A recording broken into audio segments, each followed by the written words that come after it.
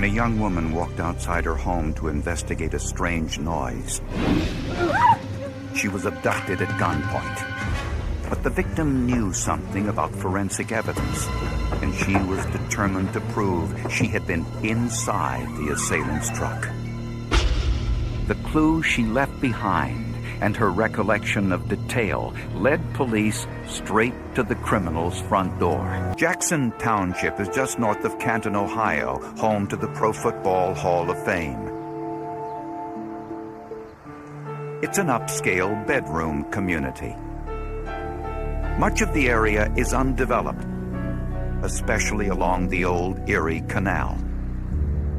We have even areas where there's cows, and we get calls for cows and livestock in the roadway. The McKernan family lived just 2 blocks from the canal. 18-year-old Stephanie McKernan shared the home with her husband, Jamie, and his 18-year-old sister, whom we'll call Megan. On Saturday night, May 6, 2000, Stephanie and Megan were outside when 2 men in a pickup truck stopped to talk.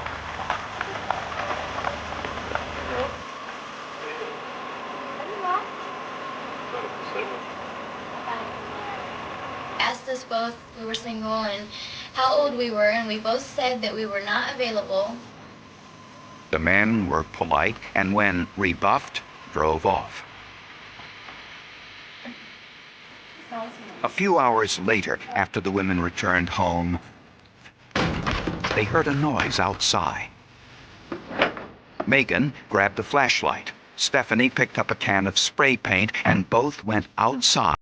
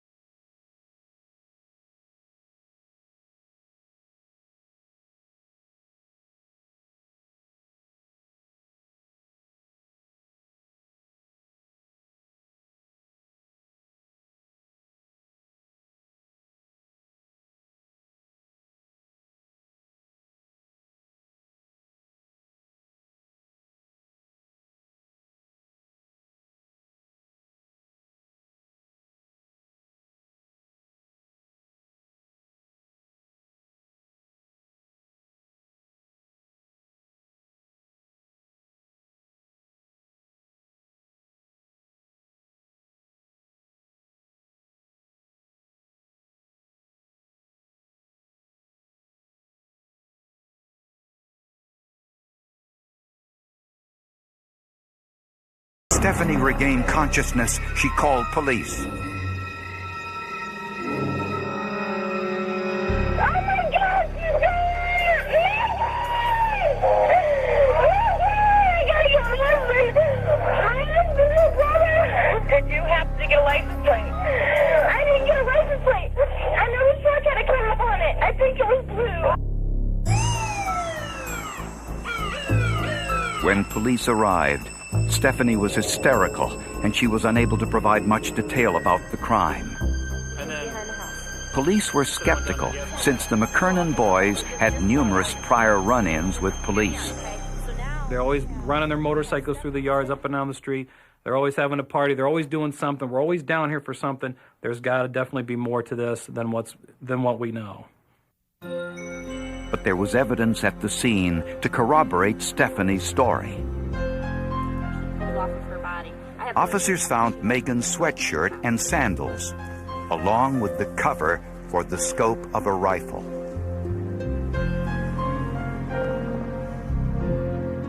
There were shoe prints leading in the direction the assailant was headed. At the bottom of the driveway, police found tire impressions, and near the road was a purple glove and an ice scraper. My concern was I knew Megan, I knew her family. I feared for the worst. I feared that we were going to find her floating somewhere. And if we didn't act fast, that, my fears might become a reality. Over the next few hours, Megan's family and the police searched the streets and parking lots of Jackson County. but she was nowhere to be found. 18-year-old Megan McKernan was kidnapped at gunpoint from the backyard of her home. Evidence left at the scene showed signs of a struggle, but revealed little about the kidnapper's identity. This was obviously someone that Megan had no knowledge of, that they were not familiar with, and that this was actually a legitimate thing that had happened to Megan. While investigators interviewed Megan's family and friends, a police officer kept watch at the crime scene. Suddenly, the officer saw a woman running towards him. It was Megan McKernan. Her first words was, "I have been raped." Although battered, Megan was fortunate to have survived her 2-hour ordeal. An hour before, we were looking for her in a ditch, so to see her come running towards me was definitely a happy moment. Police rushed Megan to a nearby hospital, which had a special unit to treat rape victims and preserve crucial forensic evidence. Nurses carefully collected and documented all of the evidence they could find, and also preserved her blood-stained clothing. Police photographed scratches on Megan's face and other injuries, including cuts and scrapes to her back and arms. She did what she needed to do to get through the situation, and that is the success in itself, is to make it out.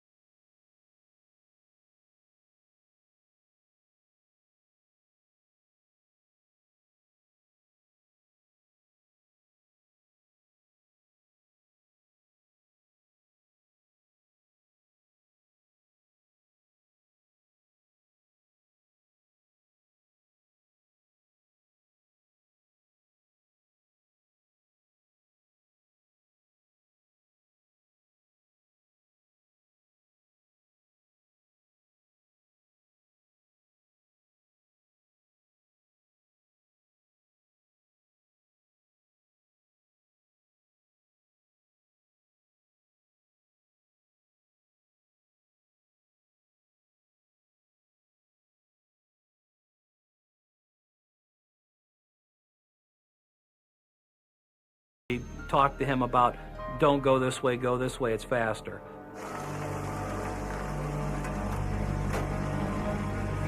He dropped her off a block from her home. Megan was able to recall many important details about her assailant and his truck. She said the truck was a Chevy S10, blue with a dark cap.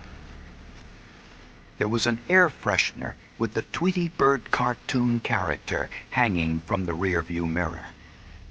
The interior was muddy with holes in the bench seat. Megan remembered grabbing the truck frame in a desperate attempt to resist her attacker. She definitely wanted to leave some type of sign or some type of calling card, if you will, that she was there, that this had taken place, just in case she didn't make it out alive. She also said the back end of the truck may have been dented. Because when we went down to Boyd's corner and he turned around, he backed up to the guardrail and he hit the guardrail pretty hard. Megan described her assailant as a stocky blonde man with facial hair about 6 feet tall with piercing blue eyes. Between his eyes was a crescent-shaped cut caused when Megan struck him with the flashlight. She kept her eyes open and she looked at his face and his body. So she was able to describe portions of the man that a reasonable stranger wouldn't know.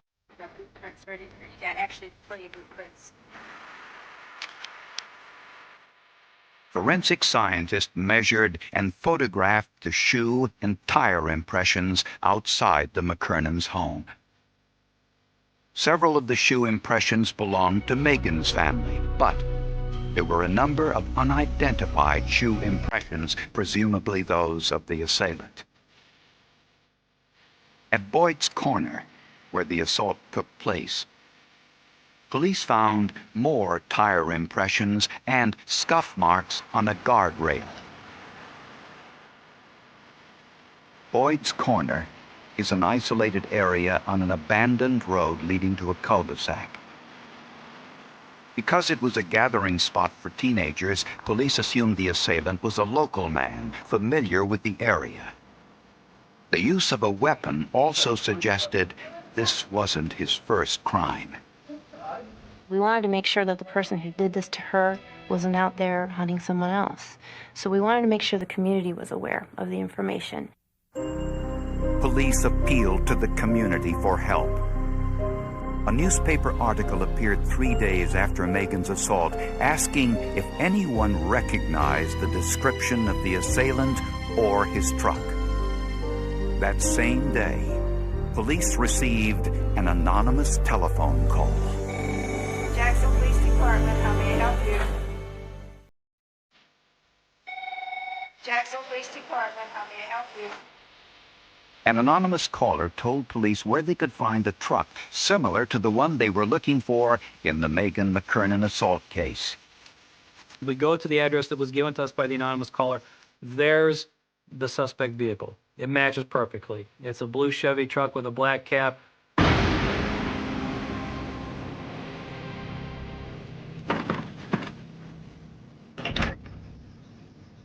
The truck was owned by Douglas Bailey. Thomas, this is Detective Green. Doug, we have a couple. But police immediately ran into two problems. Okay. Bailey didn't match the victim's physical description. You want to die? Sat in my chair, watching. And he didn't have the cut on his forehead made by Megan's flashlight.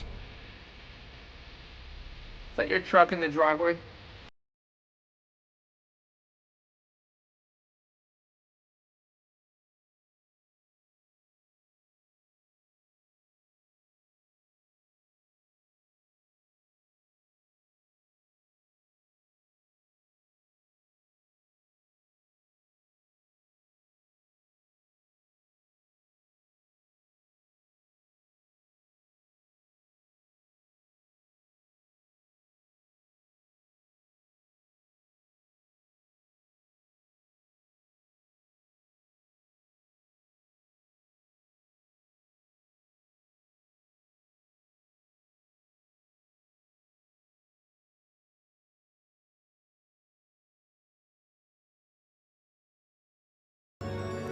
They were found next to the passenger's door and were in a smeared condition, which would, in my opinion, indicate that someone had been forced into the vehicle or attempted to be forced into the vehicle.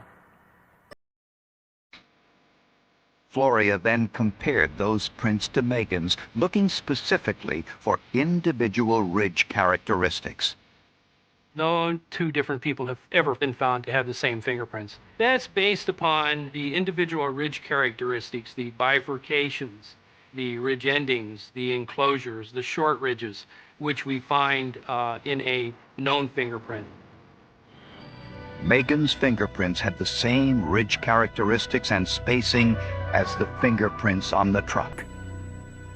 Those fingerprint impressions were made by the right index finger, the right middle finger, the right ring finger, and the right little finger of Megan McKernan. With a search warrant, police confiscated a pair of boots from the Bailey home to see if they matched footwear impressions found at the crime scene. They can be like a fingerprint insofar as they can be individualized as having been made by a specific shoe to the exclusion of all others.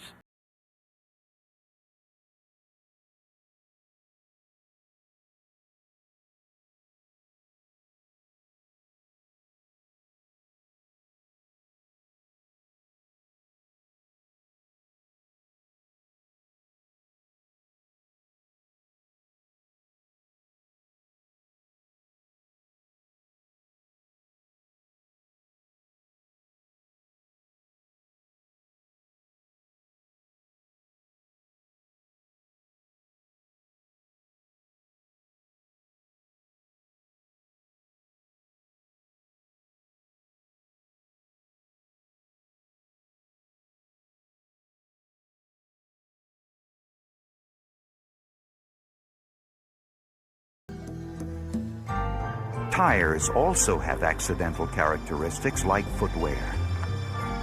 When the tire impressions from the crime scene were compared to the Bailey's pickup truck tires, They were found to be consistent.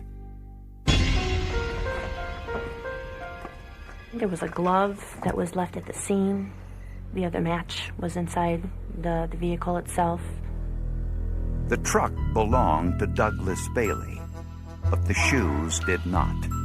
They belonged to his 28-year-old son, Craig, who had recently been released from prison after serving 7 years of a 25-year sentence for burglary. Doug Bailey wasn't surprised to hear his son might again be in trouble.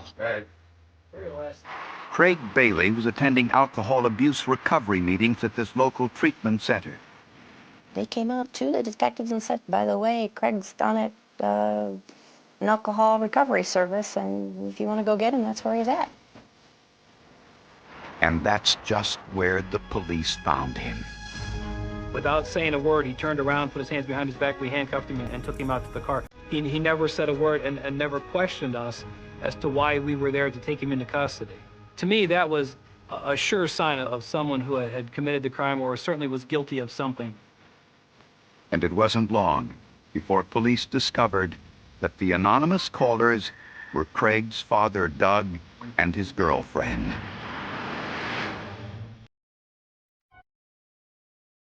Police suspected 28-year-old Craig Bailey, a career criminal, was the man who kidnapped and assaulted 18-year-old Megan McKernan. Megan's description of her assailant fit Craig Bailey perfectly, even the crescent-shaped cut between his eyes. Megan selected Craig Bailey out of a photo lineup of 6 people. She did not hesitate when she selected the person that did this crime to her. Doug Bailey told police that he and Craig were on their way to a movie when Craig stopped to speak with Megan and her sister-in-law, Stephanie. What about you? I have a boyfriend. How old are you? 21. Later that night, Craig dropped his father off at home and said he was going out to meet some friends. His father had no idea his plan was to return to the girl's house. Despite overwhelming forensic evidence against him, Craig Bailey refused to accept a plea bargain and pleaded not guilty at the preliminary hearing. Meanwhile, investigators worked to strengthen their case against him. Forensic scientist Jennifer Bloink analyzed Megan's rape test kit with a chemical called Brentman's reagent. If I get a nice bright purple color change reaction, then I know that I possibly have semen on that swab. Which is what she found. Bloink also tested the samples with theta-base tablets, which react when coming into contact with amylase, a digestive enzyme found in saliva. What a theta-base tablet is basically a starch that is chemically connected to a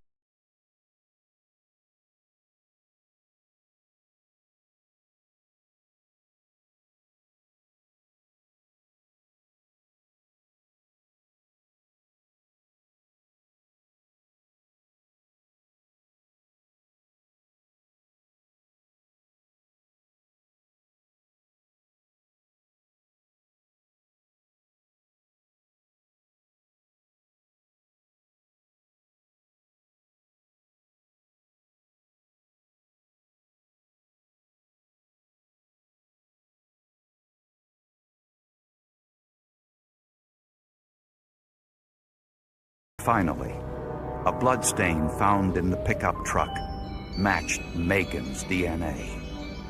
There was a literal mountain of evidence to suggest and to prove that he in fact did commit the crimes of felonious assault, rape, and kidnapping. Megan's blood inside the truck and her fingerprints positioned in a way that clearly demonstrated she was forced into the vehicle all proved these points to the jury. The forensics to this case put the icing on the cake. It allowed us to conclusively link the suspect to the scene and to the victim herself. Craig Bailey was convicted of first-degree kidnapping and rape and 2 counts of felonious assault. He was sentenced to 46 years in prison. Since Bailey was on parole when he committed the crime, the judge reinstated the 18 years remaining on Bailey's previous sentence. He didn't show any anger, he didn't show any remorse, he didn't show any incredulity. I believe by the time he would get out would be approximately 81 years old. If it wasn't for Megan, we might not have had a conviction. There could have been a dynamic attorney in there that would have maybe confused or polluted the issue of, was it, a real crime? These girls, he asked him to come back, or just enough to put a little bit of reasonable doubt into the mind of the jury. So it was Megan and her articulation and her conviction and her willingness to survive and make it through that made the case. Hey, girls. Investigators say everyone can learn from Megan McKernan's quick thinking and amazing recall. Leave pieces and parts of whatever you can behind. Ripped clothing, hair, fingernails. Dig in. Have at it. Don't go away and leave us nothing, because what we might find will be just what's left over of you. A man died in his home after a long history of heart disease. It was assumed that this was the cause of his death. A few weeks after the funeral, rumors surfaced that the death was no accident. When the body was exhumed, scientists needed to know whether the dead could tell tales. On a January night in 1990, a woman called for an ambulance saying her boyfriend was unconscious and barely breathing. Emergency personnel were at the home in Westport, Massachusetts within minutes. We arrived on the scene, went into the house, and we found a male sitting in a chair, and he was just kind of slumped forward, unresponsive. The man's girlfriend said he had a long history of heart trouble. As soon as I took his robe apart, I saw that he had a scar from a past cardiac surgery, which indicated that he had had a bypass surgery at some point in time. And we began CPR. But the CPR brought no response. 61-year-old Richard Alfredo was pronounced dead an hour later at a nearby hospital. Because of his heart disease, the local medical examiner decided not to perform an autopsy. Mr. Alfredo had a long history of severe heart disease, which necessitated a surgical correction of his blocked coronary arteries in the heart, a coronary bypass procedure. So at the time of his death, he had every reason to die from his heart disease. Richard Alfredo was buried 4 days after his death.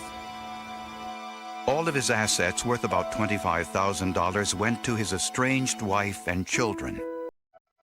Alfredo's girlfriend, 39-year-old Christina Martin, continued to live in the house the couple shared, along with her 2 children from a previous marriage.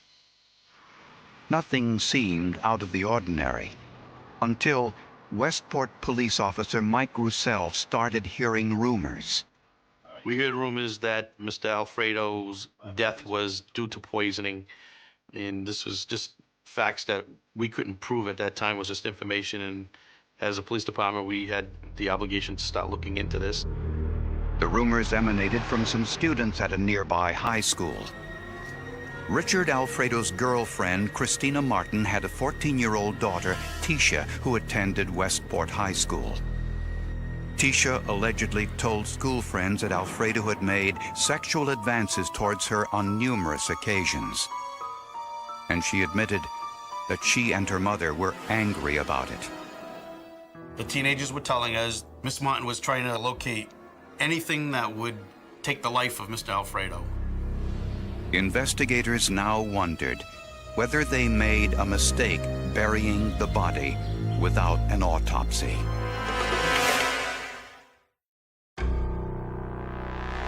Four weeks after Richard Alfredo's death, rumors circulated that his death was no accident. The daughter of Alfredo's girlfriend, Tisha, allegedly told friends that Alfredo had made sexual advances towards her. And she also said that her mother put the drug LSD in Alfredo's gelatin dessert in an effort to kill him. They made the Jell-O. They made it 2 separate dishes. They ate Jell-O, but his dish was kept to the side. At that time, they fed him the Jell-O, and then they went out of the house, and they came back, and he was basically dead at that time. They called rescue, and he was transported to St. Luke's Hospital, where he was pronounced dead.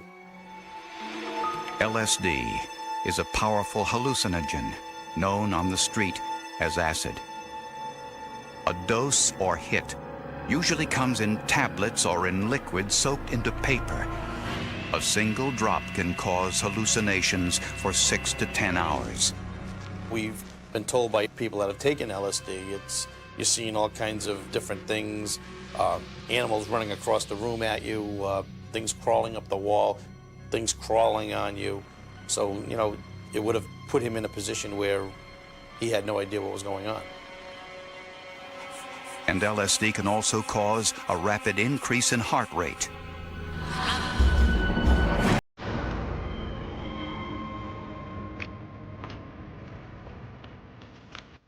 A local drug dealer admitted selling 30 doses of LSD to a small group, which included Alfredo's girlfriend, Christina, and her daughter, Tisha. They identified Miss Martin as sitting in the vehicle, and they brought the drugs to her, and they left the area at that time. During police questioning, Christina denied buying LSD or giving Richard Alfredo any harmful substances. Miss Martin was trying to locate anything that would take the life of Mr. Alfredo, no matter whether it was some type of a medication or pills, or she even tried to get some of the teenagers to, they would take him out with a weapon, she was going to provide the gun for them, which was Mr. Alfredo's guns. To see if LSD had caused Alfredo's death, the medical examiner exhumed his body 6 weeks after the funeral. In a living person, LSD leaves the body within 36 hours of use. But in a dead person, the drug can stay indefinitely, although the embalming process can complicate matters. The process of embalming is such that all the blood in the body is removed and replaced with embalming fluid, a preservative, so that any attempt at trying to find poisons is hampered because there is no blood left in the body.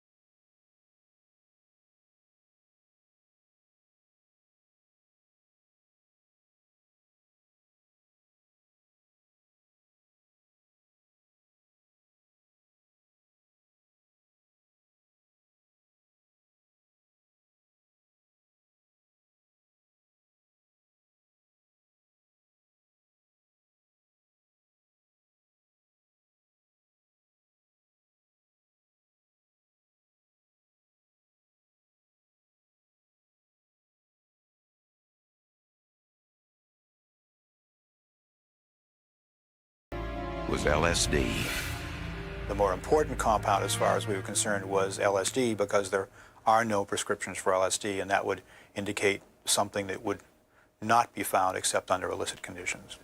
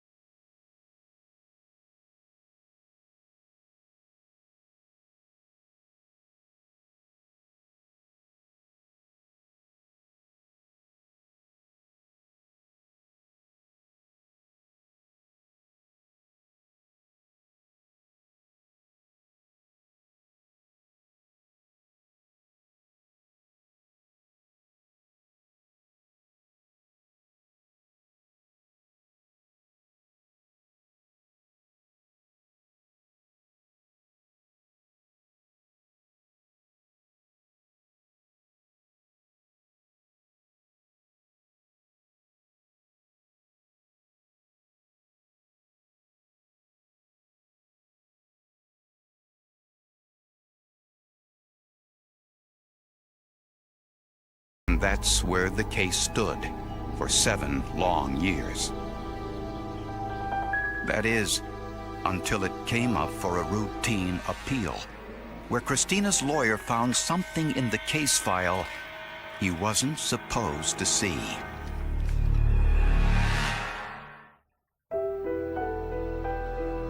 Christina Martin had served 7 years in prison for the murder of her boyfriend, Richard Alfredo, before her case came up for a routine appeal.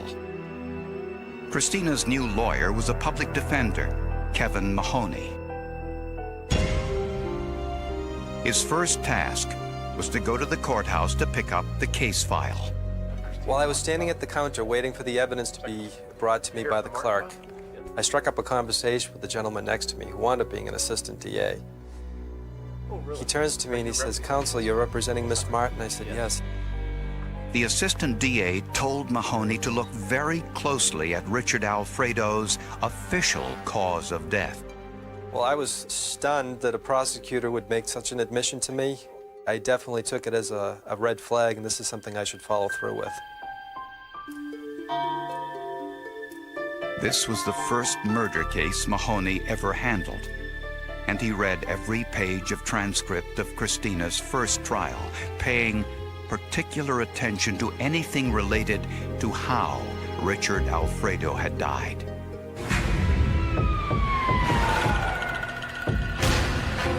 The transcripts were so fascinating, I couldn't put it down. It was like a great novel.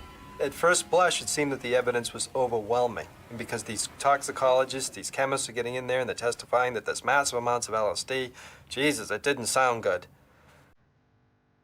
But then he came across this document, Richard Alfredo's death certificate, stating the cause of death as acute LSD intoxication. Mahoney made a telephone call to Dr. David Benjamin, a highly respected clinical pharmacologist. There had never been a case reported where a person had died from the direct effects of LSD. So right away, that allegation was inconsistent with a whole body of scientific information dating back to the mid-60s. That's a 30-year period of time. And Dr. Benjamin noticed another potential discrepancy. The RIA test was designed to work only on fresh urine samples, which the medical examiner didn't have after the body was autopsied. The labs tested tissue samples and degraded blood, all of which had been embalmed. I called the manufacturer and I asked, do you have any experience with using this test in samples other than fresh urine, in particular forensic samples obtained from exhumed bodies or from dead people? And they said, absolutely not. And even if the urine tests positive for LSD, the RIA test is only for screening. Any positive results must then be retested to confirm the results. On the RIA test kit outer box, the manufacturer makes this clear. It states that all RIA results are preliminary and that a specific alternative must be used to get a confirmed analytical result. Even the scientist who conducted the original RIA test for the prosecution agreed with that assessment.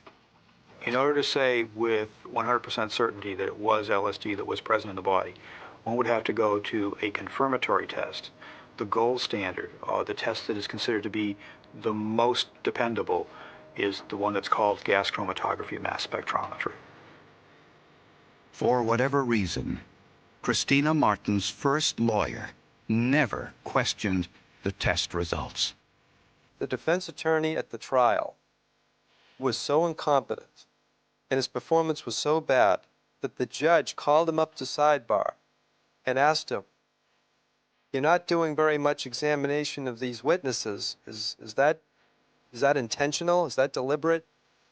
And the attorney tried to reassure the judge and tell him, oh, don't worry, it'll all come out in my defense case, but it never did.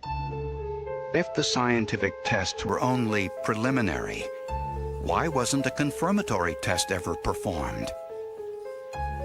Kevin Mahoney found the answer to that question in the evidence file, information prosecutors never presented at the first trial. Information prosecutors thought would remain a secret.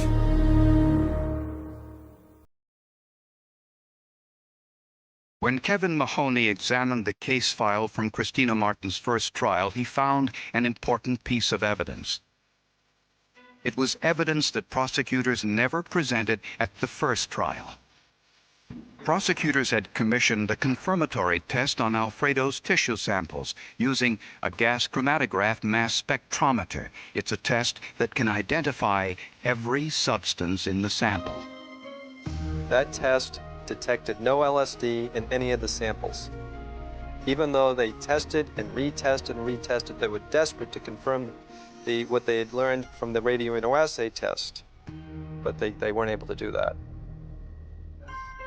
Mahoney discovered that this exculpatory forensic evidence was not given to Christina Martin's defense attorney before the trial. This violated a legal provision known as the Brady Doctrine. The Brady Doctrine says that the prosecution has a duty to turn over all exculpatory evidence to the defense without even being asked for it. In this case, the prosecutor played hide the ball with the exculpatory evidence. The gas chromatography mass spectrometry evidence should have been disclosed to the defense attorney. It never was. This may explain why an assistant DA told Mahoney to look carefully at the official cause of Richard Alfredo's death. And this new forensic evidence was put before an appeals court judge who was unusually qualified for this particular case. 99 out of 100 judges. Eyes would have just glazed over when they started hearing GC mass spec and all this other stuff. The judge in this case, Judge Gordon Dorfer, was a chemistry major in college. How lucky were we?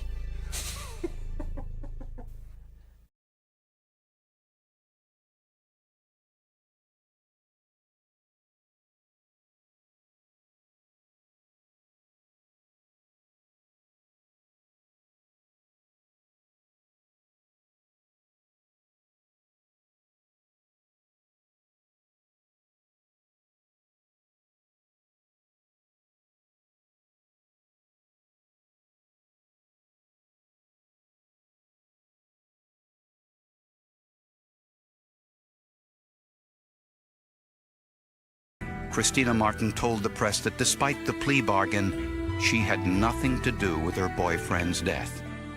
I pleaded guilty because of the plea bargain and the chance that I might go back to jail. I didn't want that. I would have liked to have had this woman found not guilty, but this is not the first person in Massachusetts to say they did something in order to get out of being prosecuted. When your feet are being held to the fire, you're going to do things you really don't want to do. But if Christina Martin was innocent, why did she flee to Canada shortly after Alfredo's death?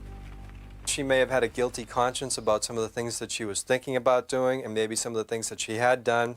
Plus, there was also the possibility, with her daughter involved, that her daughter might have done some things to this gentleman without her knowledge. But while science rules out LSD, it reveals another possibility. When Alfredo's body was exhumed, the medical examiner found groundwater in the casket. The water mixed with the embalming fluid may have contaminated the tissue samples.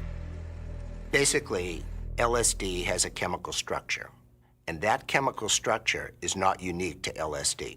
There are many substances in the body and in nature in general that possess similar chemical structures. Two of them that we would find in the body would be the amino acid tryptophan and the neurotransmitter serotonin. There are also ergot derivatives that are in the grass and in the ground and in fungi and fungal material that could have been washed into the coffin when all of the water seeped into the coffin.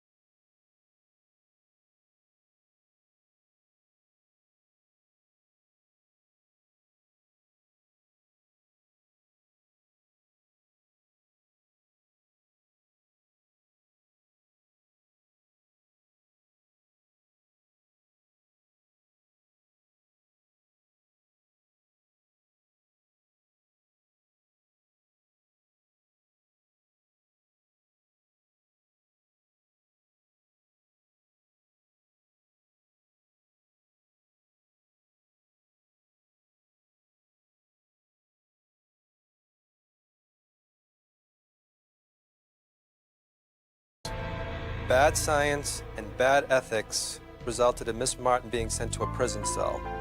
It was good ethics and good science that got her out of the prison cell. So bad science put her in, and good science got her out. The phone rang at 2:13 in the morning. In a town where almost every light went dark before midnight, a sudden call at that hour meant one thing. Something had happened. But nobody in the small Nevada community of Silver Creek expected what came next. A forgotten case. A name buried in old files. A murder that had haunted families for nearly 3 decades. And an arrest that would reopen every wound the town thought had finally healed. For 29 years, the question remained unanswered. What happened to Claire Whitmore, a young woman who disappeared on a cold November night in 1994? A woman whose last known moments were captured by a security camera outside a gas station. A woman who walked into the darkness and never came home. For years, investigators searched. They followed rumors. They chased false leads. They interviewed people who remembered only fragments. But every road ended the same way. Nowhere. No suspect. No confession. No explanation. Just another name added to Nevada's growing list of cold cases. Until one night, a fingerprint changed everything. Silver Creek was the kind of town where secrets lasted longer than people. Located far from the bright lights of Las Vegas, surrounded by endless desert and empty highways, it was a place where everyone knew everyone's business.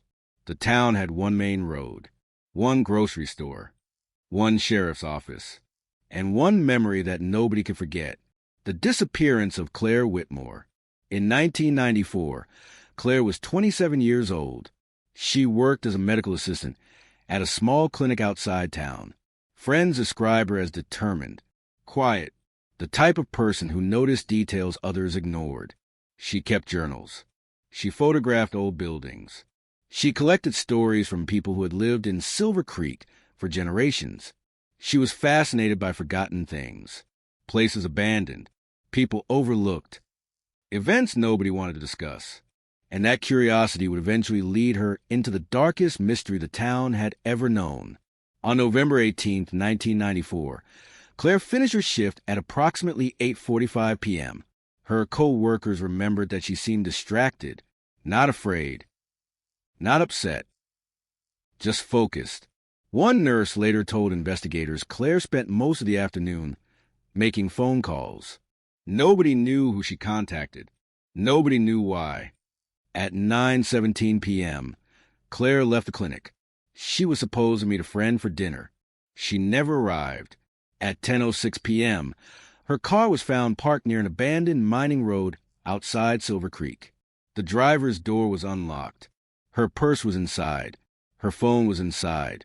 Her jacket was folded neatly on the passenger seat. But Claire was gone. The first officers arriving at the scene believed she had walked away. Maybe she needed time. Maybe she left voluntarily. That assumption would haunt the investigation for years. Because within hours, detectives discovered something strange. Claire would never leave without her camera. It was the one thing she carried everywhere. But the camera was missing. At the time, investigators considered it a minor detail, a personal item. Nothing more. They were wrong. Because inside that camera were images connected to a secret that several people in Silver Creek desperately wanted to remain buried. The first 48 hours after Claire disappeared became a massive search operation. Volunteers walked through the desert. Police searched abandoned buildings. Helicopters scanned the surrounding areas. Dogs followed Claire's scent from her vehicle.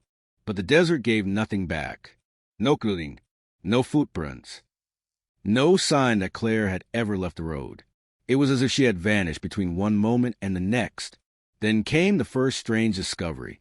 3 days after her disappearance, investigators received an anonymous envelope. No return address. No fingerprints. Inside was a single photograph. It showed Claire standing near an old mining structure outside town. The photo had been taken only hours before she disappeared. On the back was one sentence. She found what everyone forgot. Investigators immediately asked the obvious question. Who took the photograph? Nobody knew. Claire's friend denied taking it. Her family denied knowing about it. The camera that could have answered the question was gone. The photograph became the first major mystery of the case. Then another one appeared. A witness came forward. A truck driver named Marcus Hale claimed he saw Claire's car near the mining road that night, but he also claimed something else. He saw another vehicle, a dark sedan, parked behind her.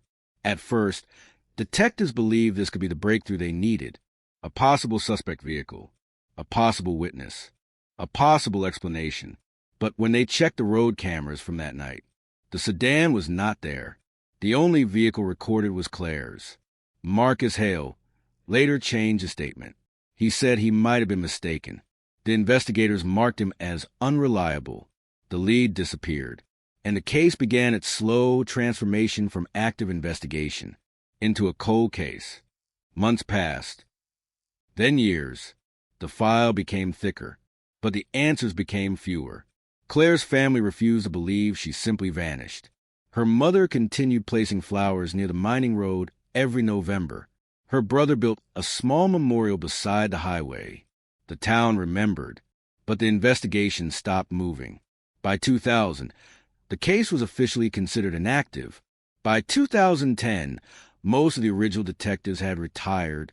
By 2020, the evidence sat untouched inside an evidence warehouse.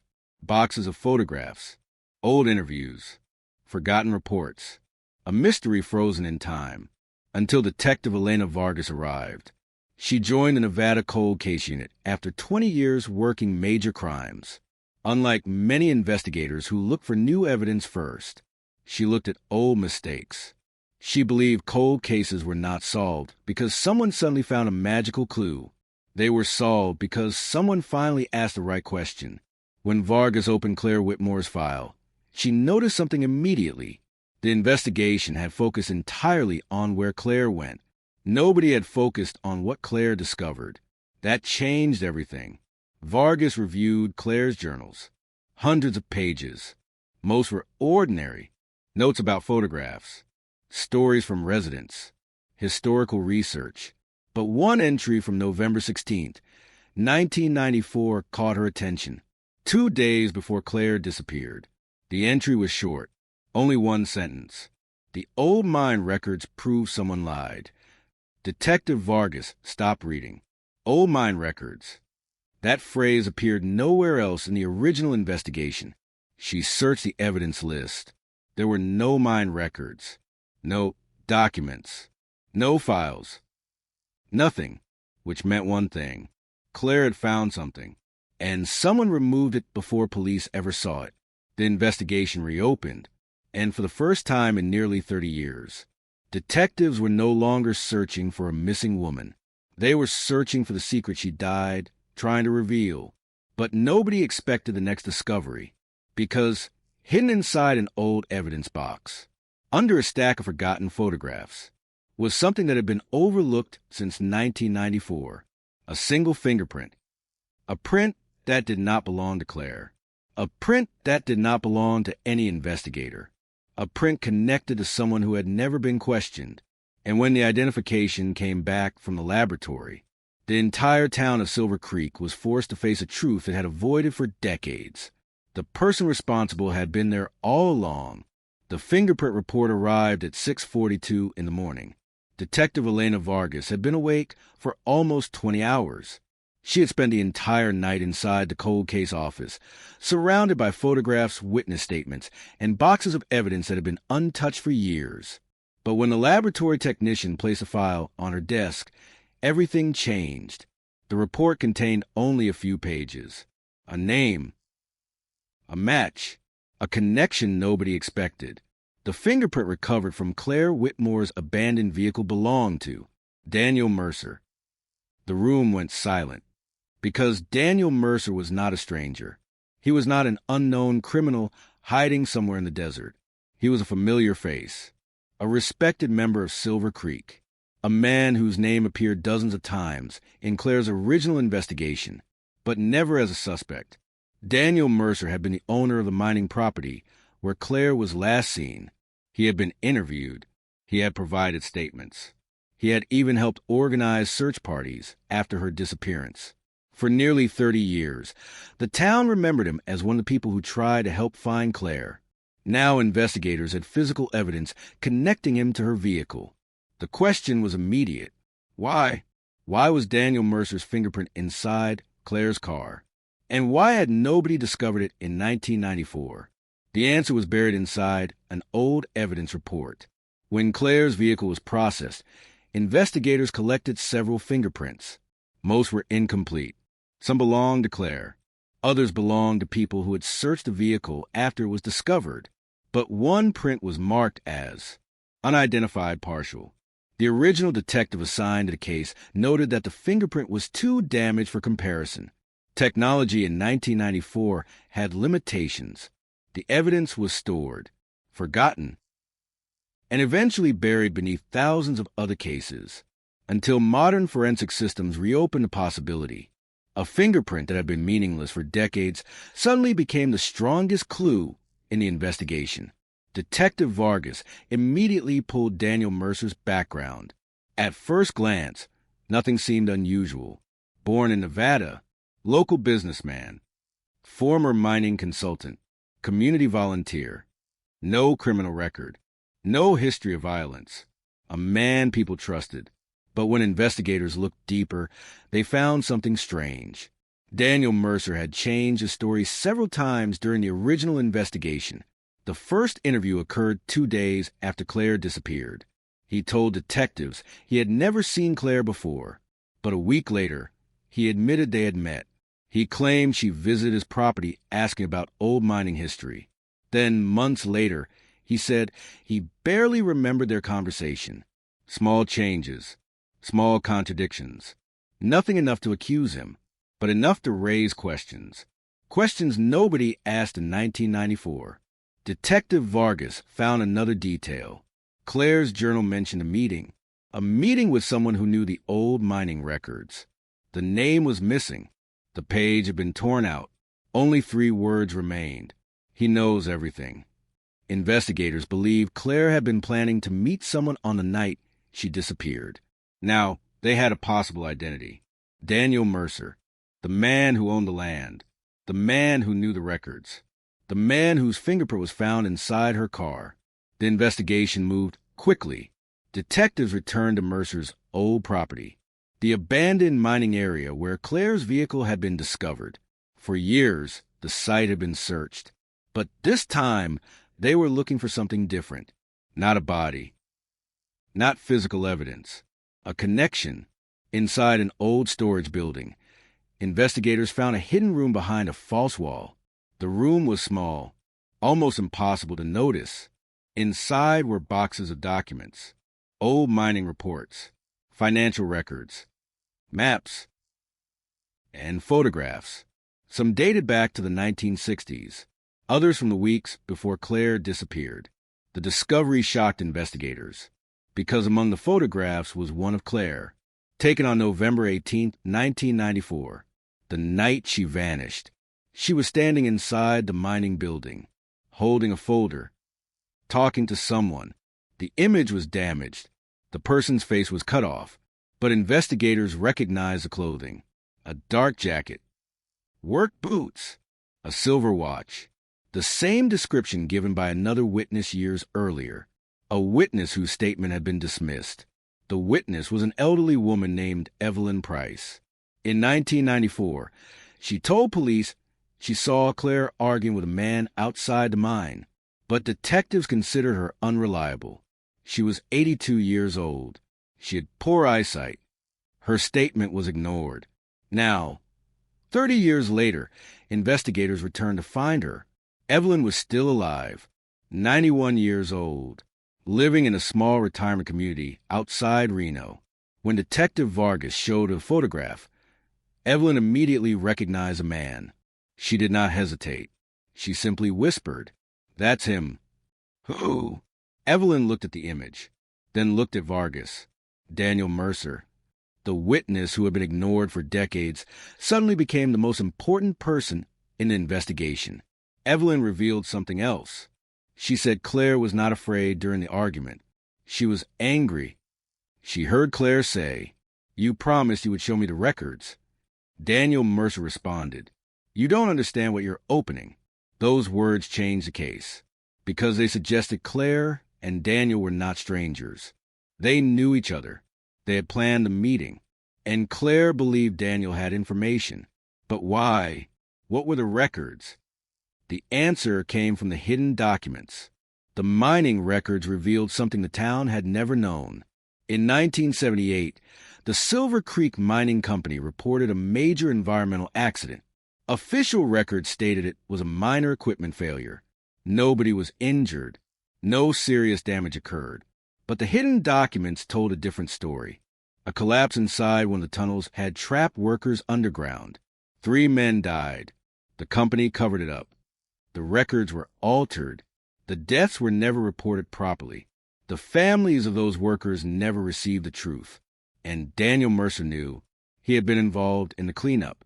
He had helped hide the evidence. Claire discovered the records. She discovered the names. She discovered that people in Silver Creek had built their lives on a lie. But investigators still needed to understand one thing. Why did Daniel keep the evidence? Why preserve the documents that could destroy him? The answer came from a second hidden file, a letter written by Daniel himself. The letter was dated November 19th, 1994, one day after Claire disappeared. It began, "I never wanted this to happen." Detective Vargas read every line. Daniel admitted he knew Claire had discovered the truth. He admitted they met that night. He admitted she demanded the original records. But he denied killing her. He claimed someone else arrived. Someone who knew about the documents. Someone who wanted Claire silenced. A person Daniel described as the man who built this town's secrets. Investigators searched for the identity. Then they found another name. A name hidden inside the old mining records. A name connected to every major decision in Silver Creek for decades. The former company director. The man who controlled the mining operation. The man who had the power to erase evidence. His name was Richard Holloway. And according to the records, he had died in 1997, 3 years after Claire disappeared. But the investigation discovered something impossible. Richard Holloway had not died in 1997. The death certificate was fake.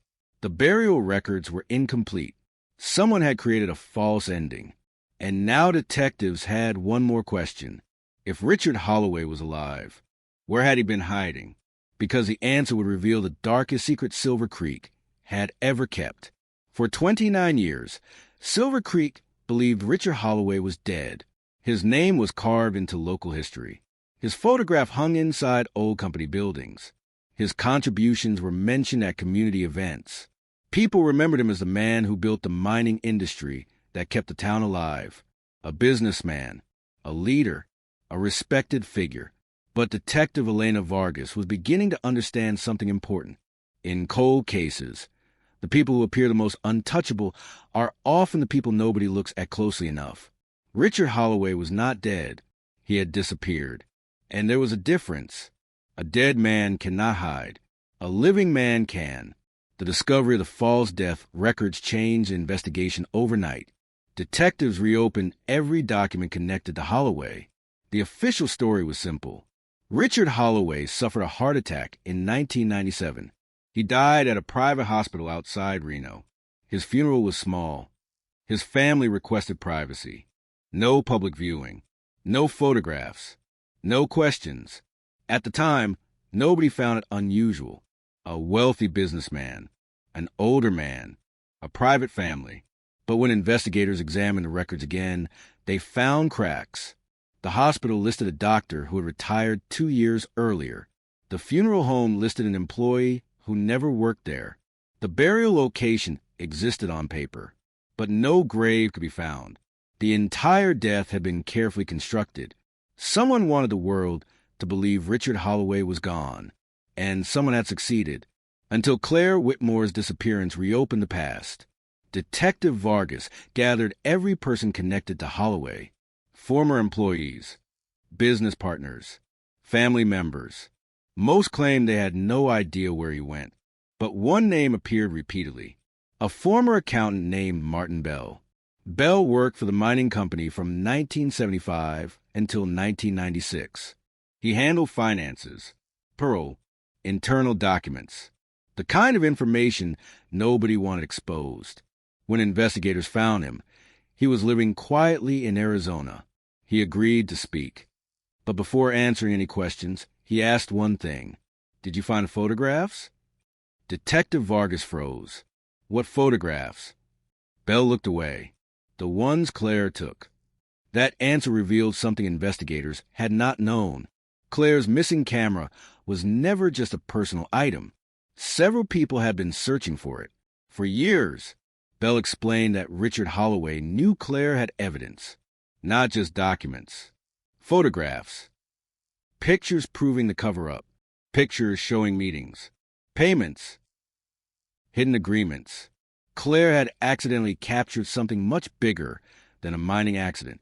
She had discovered a network. Bell revealed that the mining company had spent decades controlling information. They paid officials, influenced investigations, silenced complaints.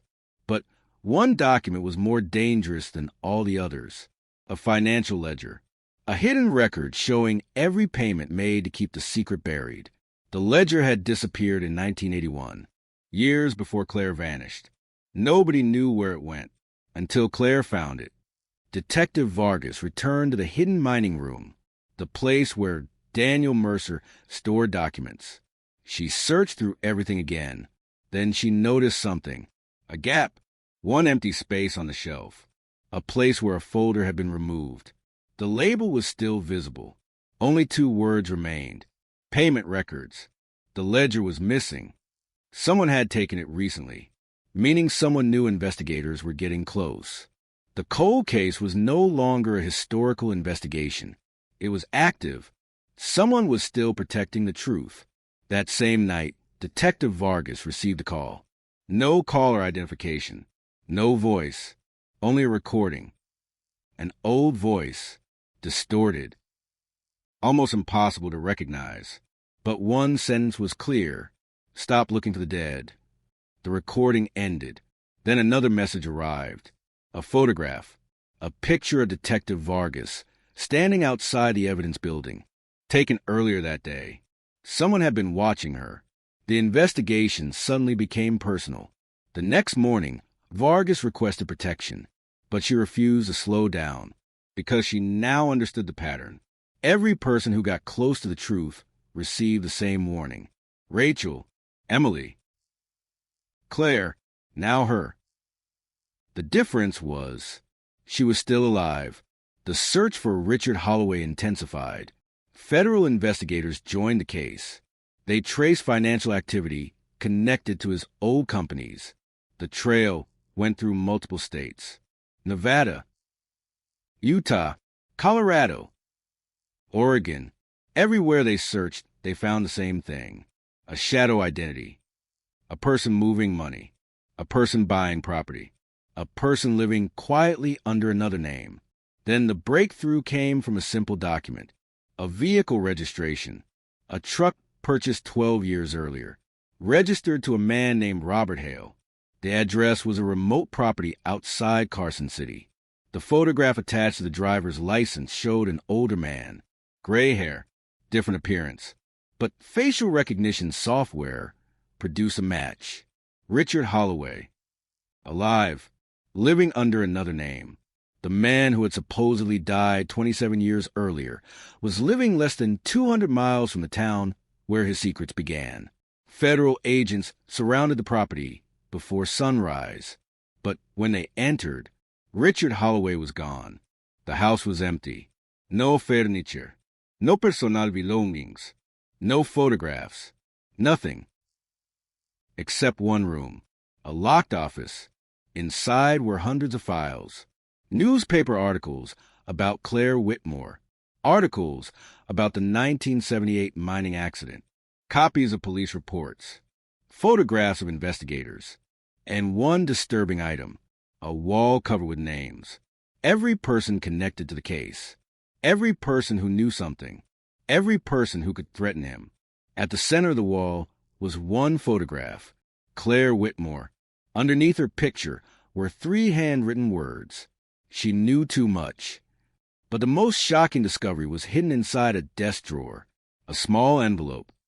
Inside was a handwritten confession, not from Richard Holloway, from Daniel Mercer, the man whose fingerprint reopened the case, the man who claimed he was only protecting the truth. The letter revealed that Daniel knew where Claire went after the night she disappeared. He knew because he helped move her, but he insisted he did not kill her. He wrote, "I thought I was saving her." Detective Vargas read the sentence again. Saving her? From whom? The letter continued. Daniel explained that Claire discovered Richard Holloway's operation. She found evidence of decades of corruption, but when she threatened to expose it, Holloway made a decision. He would not let her leave. Daniel said he helped Claire escape. He helped create the illusion that she vanished. He helped hide her identity, because Holloway believed Claire was dead. But Daniel knew the truth. Claire survived. She was taken somewhere safe, somewhere nobody would find her. And then came the final sentence, the sentence that changed the entire case. Claire Whitmore is not missing. Detective Vargas stared at the page. After 29 years, the investigation had its biggest answer, but it created an even bigger question. Where was Claire? And why had she allowed the entire world to believe she was gone? Because if Daniel Mercer was telling the truth, then the woman at the center of Nevada's most mysterious cold case might still be alive. For nearly 3 decades, the people of Silver Creek lived with one painful belief. Claire Whitmore was gone. Her photograph remained on missing person posters. Her name remained inside cold case files. Her family marked every anniversary with the same unanswered question.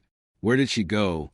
But now, sitting inside a federal evidence room, Detective Elena Vargas stared at a sentence that changed everything. Claire Whitmore is not missing. The words were impossible. After 29 years of searching for a disappearance, investigators were suddenly facing a different kind of mystery. Not a murder, not a kidnapping, a disappearance by choice. But why would Claire abandon her entire life? Why would she allow her mother to die believing she was gone? Why would she let an entire town remember her as another unsolved tragedy? The answer was hidden in Daniel Mercer's confession. But Daniel Mercer was gone. Before investigators could question him, he disappeared. His house was empty. His phone was disconnected. His vehicle was abandoned near a desert highway. It was as if he knew the moment he revealed the truth, someone would come after him. The confession became the most important piece of evidence in the case. But it also raised dozens of new questions. Who helped Claire disappear? Where had she lived? Was Daniel telling the truth? Or was this another carefully created story designed to protect himself? Detective Vargas knew one thing. She needed to find Claire before anyone else did. The search expanded nationwide. Investigators examined decades of records connected to women living under false identities. They searched employment files, property records, tax documents, photography archives, anything connected to someone with Claire's habits, someone who documented forgotten places, someone who searched for hidden histories. Then a name appeared, Lena Cross, a freelance photographer who worked across the western United States. Born in 1967, no childhood records, no family information, no known relatives. A woman who appeared suddenly in 1995, 1 year after Claire vanished.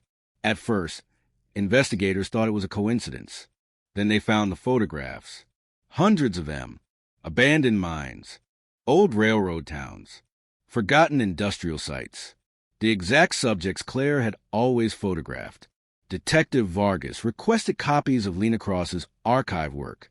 The first image showed an abandoned building in Utah. The second showed an empty desert road. The third showed an old mining structure. Then came the image that stopped the investigation. A reflection in a window. A woman standing behind the camera. Older, different hairstyle, but unmistakable. Claire Whitmore. Alive. The laboratory confirmed the photograph was taken in 2001, 7 years after her disappearance.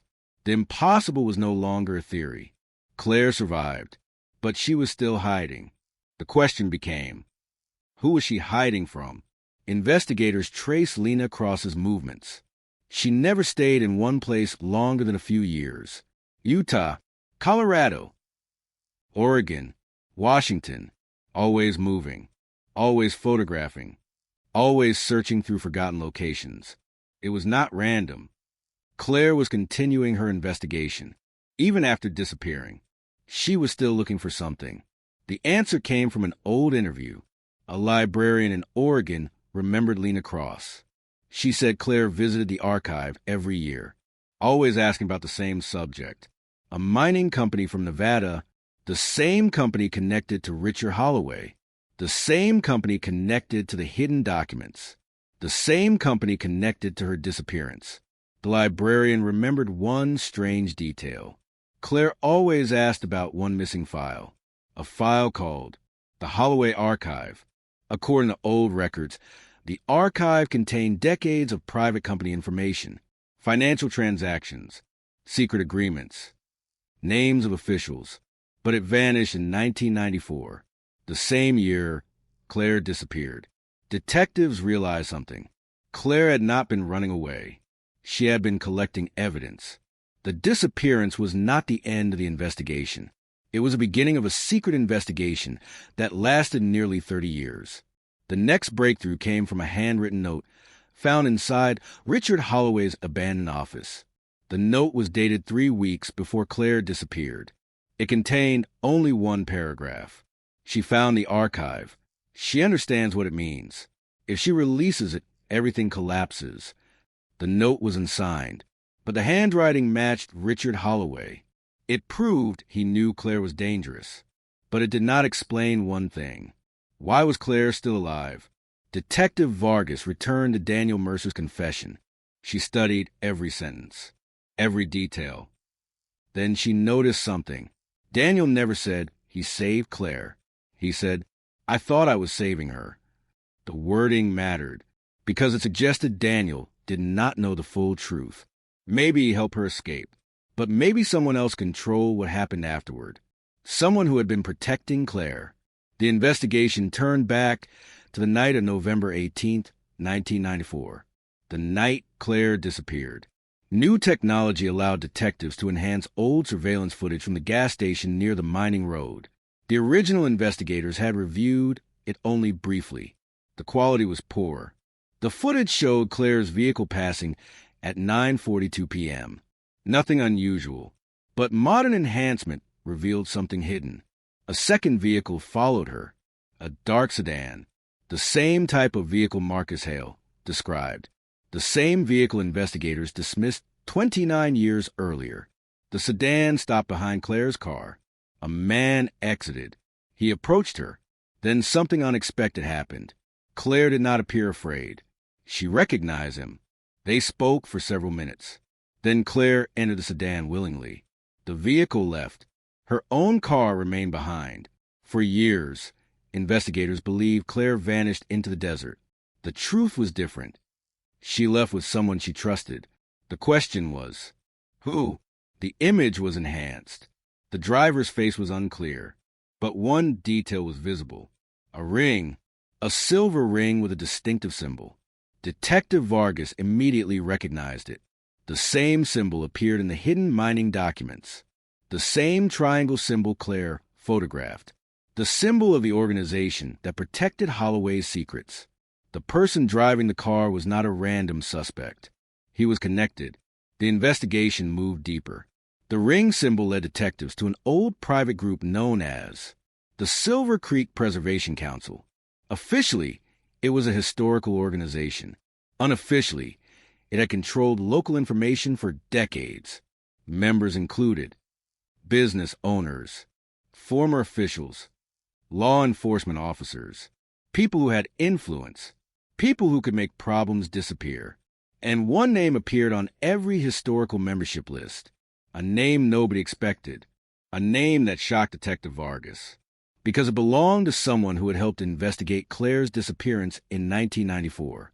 Former Sheriff Thomas Reed, the man who led the original search, the man who assured the public Claire would be found, the man who never mentioned the hidden evidence, the man who had spent decades criticizing the failure of the investigation.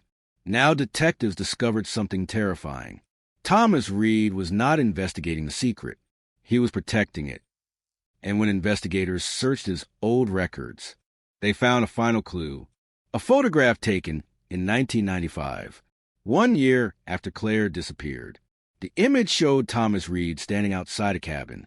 Beside him was Claire Whitmore, alive.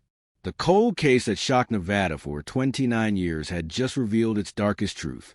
The person who promised to find Claire had known exactly where she was. The photograph sat on Detective Elena Vargas' desk for almost an hour. Nobody spoke. Nobody moved. Because there was no reasonable explanation. Former Sheriff Thomas Reed had spent 29 years telling the people of Silver Creek that Claire Whitmore vanished without a trace. He stood in front of cameras. He spoke at community meetings. He promised Claire's family that the truth would eventually come out. But the photograph proved something impossible. Thomas Reed had seen Claire alive, not years later, not by accident. 1 year after her disappearance, standing beside her, at a remote cabin hidden in the Nevada wilderness, the man who led the search was part of the secret. The investigation immediately changed direction. Thomas Reed was no longer a witness. He was a person of interest. Detectives reviewed every statement he gave in 1994, every interview, every press conference, every decision, and suddenly, details that seemed insignificant became impossible to ignore. 3 days after Claire disappeared, Reed announced that investigators believed she likely left voluntarily. At the time, the statement surprised many people. The evidence did not support it. Claire left behind her belongings, her vehicle, her personal items, her entire life. Yet Reed pushed the theory anyway. Now investigators understood why. He already knew Claire was alive. He already knew she had disappeared by choice. And he knew exactly who helped her. The next step was finding Thomas Reed. But that proved difficult. After retiring from law enforcement, Reed moved frequently. Nevada, Arizona, Utah. He avoided attention. He rarely appeared in public. He gave no interviews. He refused to discuss the Claire Whitmore case. For decades, people assumed he simply wanted privacy. Now detectives believed he was protecting himself. The search finally led investigators to a small property outside Ely, Nevada, a place registered under a different name. A quiet house surrounded by desert. No neighbors nearby. No security cameras. No signs of unusual activity. But inside, investigators found the past. Boxes of files. Old photographs.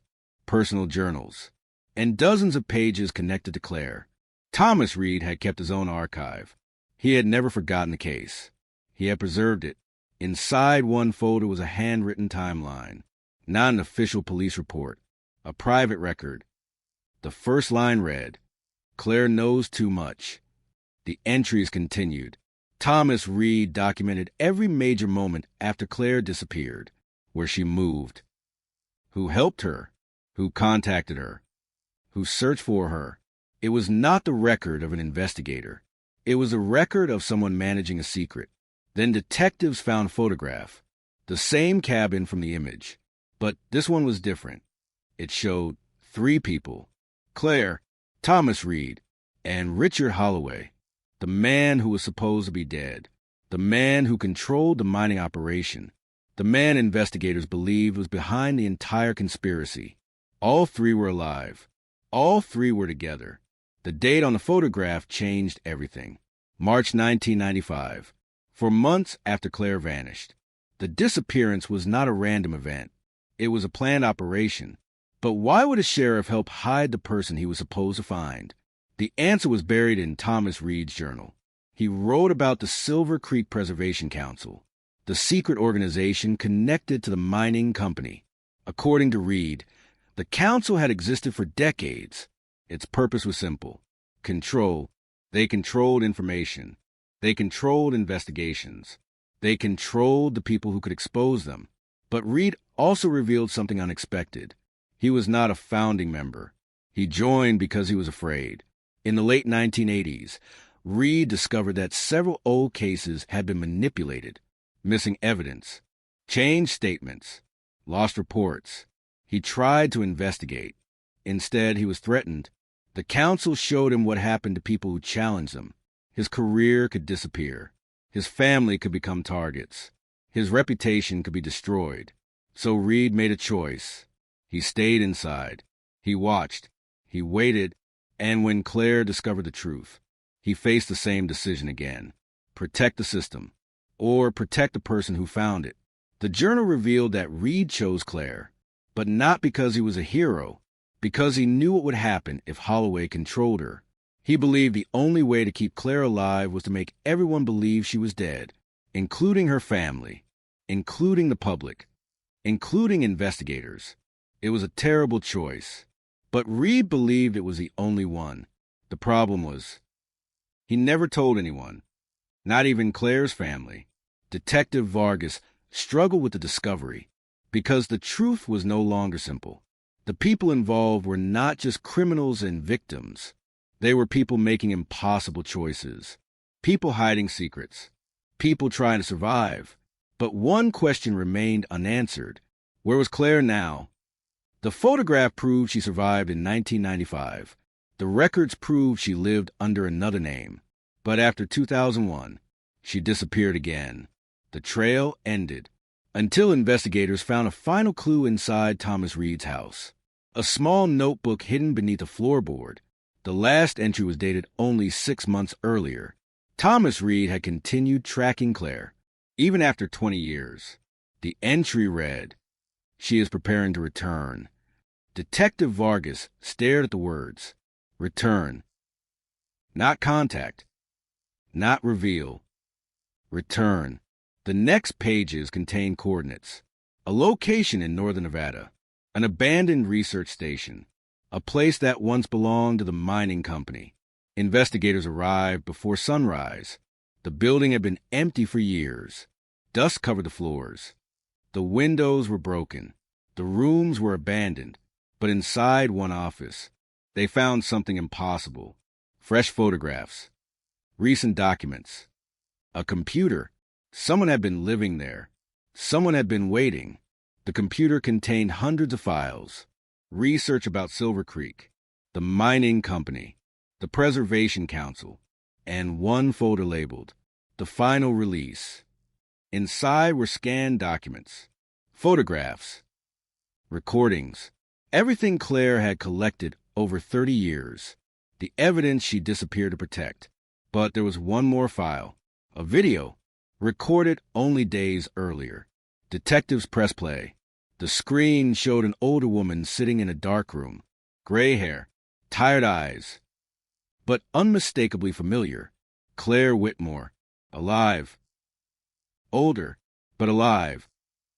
For the first time in 29 years, the missing woman spoke. Her voice was calm, but the first words she said shocked investigators. "My name is Claire Whitmore." A pause. "I know everyone believes I disappeared." She looked directly into the camera. But the truth is, I was never trying to escape. The screen went silent for a moment. Then Claire said the sentence that changed the entire case. "I was trying to survive long enough to expose the people who made me disappear." Detective Vargas watched the video again and again, because Claire's confession created the final mystery. She was not hiding anymore. She was ready to reveal everything. But before she could release the evidence, one thing happened. The video ended with a warning recorded by Claire herself. "If you are watching this," a pause, "then they already know I came back."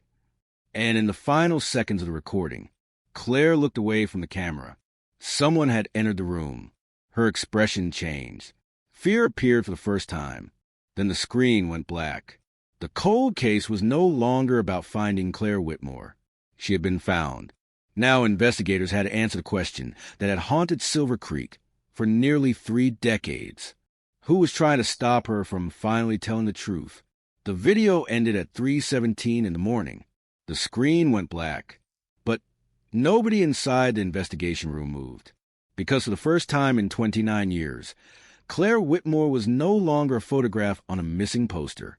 She was a living person, a person who had survived, a person who had carried a secret across decades, and a person who was still afraid. Detective Elena Vargas watched the final seconds again, Claire looking toward the door. The sudden change in her expression, the fear, the silence, then nothing. Who entered the room? Who was she afraid of? And most importantly, where was Claire now? The research station was searched immediately. Every room, every hallway, every hidden space. But Claire was gone. The evidence remained. The computer remained. The documents remained. But the person who created the entire investigation had disappeared again. This time, detectives were determined not to lose her. The search began with the video itself. The file contained hidden metadata, a location, a timestamp, a device ID. The recording had been created inside the abandoned research station, only 6 hours before investigators arrived, meaning Claire had been there. Recently. Very recently. But someone else had been there too. The security system inside the building showed a second entrance. A door opened 12 minutes after Claire began recording. A person entered. The camera angle was poor. The face was hidden. But the movement was familiar, slow, controlled. Someone who knew the building. Someone who knew where the cameras were. Investigators compared the figure with old photographs. Then they noticed something. The same silver ring. The same symbol. The same mark connected to the Silver Creek Preservation Council. The organization that had protected the secret for decades. The organization that had erased records, controlled information, destroyed evidence, and possibly killed to keep the truth hidden. The investigation expanded again. Agents began searching through the remaining members of the council. Most were elderly. Some were dead. Some claimed they knew nothing. But one name appeared more often than any other. Victor Langley, a former state official, a businessman, a man who had served on multiple community boards, a man whose influence reached far beyond Silver Creek. He had been mentioned only once in the original investigation, a minor interview, a brief conversation, then forgotten. But now investigators found something disturbing. Victor Langley had purchased property near the mining area in 1994, the same year Claire disappeared. He had also made several large payments to Richard Holloway, payments hidden through shell companies, money that had never been investigated. Detective Vargas realized something. Richard Holloway was not the top of the operation. He was only one piece. Someone else had been directing everything. Someone with political power. Someone who could erase records. Someone who could make a person disappear. Victor Langley. The name shocked Silver Creek. Because, unlike Holloway, Langley never lived like a criminal. He lived like a respected citizen. He attended charity events. He gave speeches. He donated money to schools. People trusted him. That was exactly why he was dangerous. The investigation moved quickly. Federal agents reviewed decades of financial records. The pattern became clear. Money moved from mining companies to private organizations, to officials, to people responsible for controlling investigations. The system had been built carefully, not through violence alone, through influence, through favors, through silence. Claire had discovered the structure, and once she understood it, she knew she could not simply expose one person. She had to expose everyone. That was why she disappeared. That was why she waited. The evidence she collected was not a single document. It was an entire history, a record of how a small Nevada town had been controlled for generations. But investigators still needed Claire's testimony. Without her, the evidence was powerful, but incomplete. Then another message arrived. This time, it was not anonymous. It was from an encrypted email account. The sender wrote only, "I know where Claire is." Attached was a photograph, a recent photograph. Claire standing outside a small cabin, alive. The location was hidden. But the image contained one clue, a mountain range in the background. Experts identified it as the Ruby Mountains, northern Nevada, a remote region with hundreds of abandoned properties. The search began immediately, but before agents could reach the area, Victor Langley disappeared. His house was empty. His phone was turned off. His bank accounts frozen. He had vanished within hours of investigators connecting him to the case. The timing was impossible to ignore. Someone had warned him. Someone inside the investigation. The discovery created panic, because after 29 years, the same thing was happening again. Information was leaking. People were still protecting the secret. Detective Vargas became convinced there was another person inside law enforcement, someone who had access to the investigation, someone helping the people responsible. The team reviewed every person who had touched the case, every officer, every analyst, every official. Then they found something strange, a name appearing in multiple evidence transfers, a person who had handled Claire's original file, a person who approved evidence storage, a person who had access to the unidentified fingerprint in 1994, former evidence technician, Samuel Ortega. At first, Ortega seemed impossible. He was retired. He had no criminal history. He lived quietly with his family. But investigators discovered he had been receiving payments from a private company connected to Victor Langley for years. The payment stopped only after the case reopened. Detectives brought Ortega in for questioning. At first, he denied everything. Then Vargas placed the old fingerprint report on the table. The print was never lost, she said. Ortega looked down. You hid it. Silence. For several seconds, Ortega said nothing. Then he whispered, I was told it had to disappear. Who told you? Ortega looked terrified. Not guilty. Terrified, because he knew the answer, but he was afraid to say it. Finally he spoke. Victor Langley. The confession confirmed what investigators suspected, but Ortega revealed something even more shocking. Langley did not order Claire's disappearance. He ordered something else. A cleanup. After Claire discovered the archive, Langley wanted every piece of evidence destroyed. Every photograph. Every document. Every witness.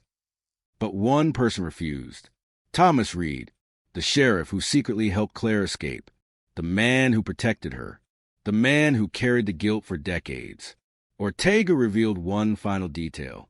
The night Claire disappeared, she was not alone. There were 4 people at the mining site. Claire, Daniel Mercer, Thomas Reed, and Victor Langley. A confrontation happened. Claire threatened to release everything. Langley threatened to destroy her. And then Thomas Reed made a decision. He pointed his weapon at Langley. He told him, if you touch her this ends the night. That moment created a fracture. The conspiracy started collapsing. But before anyone could act, Claire vanished. Not because Langley took her, because Reed helped her escape. But the question remained. Who was the person who entered the research station? Who was the person wearing the silver ring? Because investigators discovered something that changed everything. Victor Langley was not wearing that ring. Richard Holloway was dead. Thomas Reed was dead. Daniel Mercer was missing, which meant the person hunting Claire was someone new, someone who inherited the secret, someone who wanted the truth buried forever. And as investigators moved closer to the Ruby Mountains, they discovered another message left behind by Claire. Only 4 words, written on the wall of an abandoned cabin. The truth survives everything. But beneath it, another sentence had been added, not by Claire, by someone else. A warning. Not if she does. The words painted on the cabin wall remain visible under the flashlight beam. Not if she does. 4 words. A threat. A promise. A warning. Detective Elena Vargas stood inside the abandoned cabin in the Ruby Mountains, staring at the message left behind. For 29 years, Claire Whitmore had survived by staying invisible, changing names, changing locations, leaving behind every connection she created. But now she had returned. She had collected the evidence. She had recorded her confession. She was ready to expose everything. And someone wanted to make sure she never got the chance. The search team moved through the cabin carefully. The place looked abandoned. Dust covered the floor.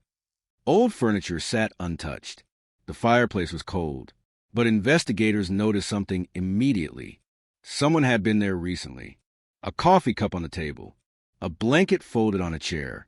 A half-empty bottle of water. Claire had been living there, and she had not left voluntarily.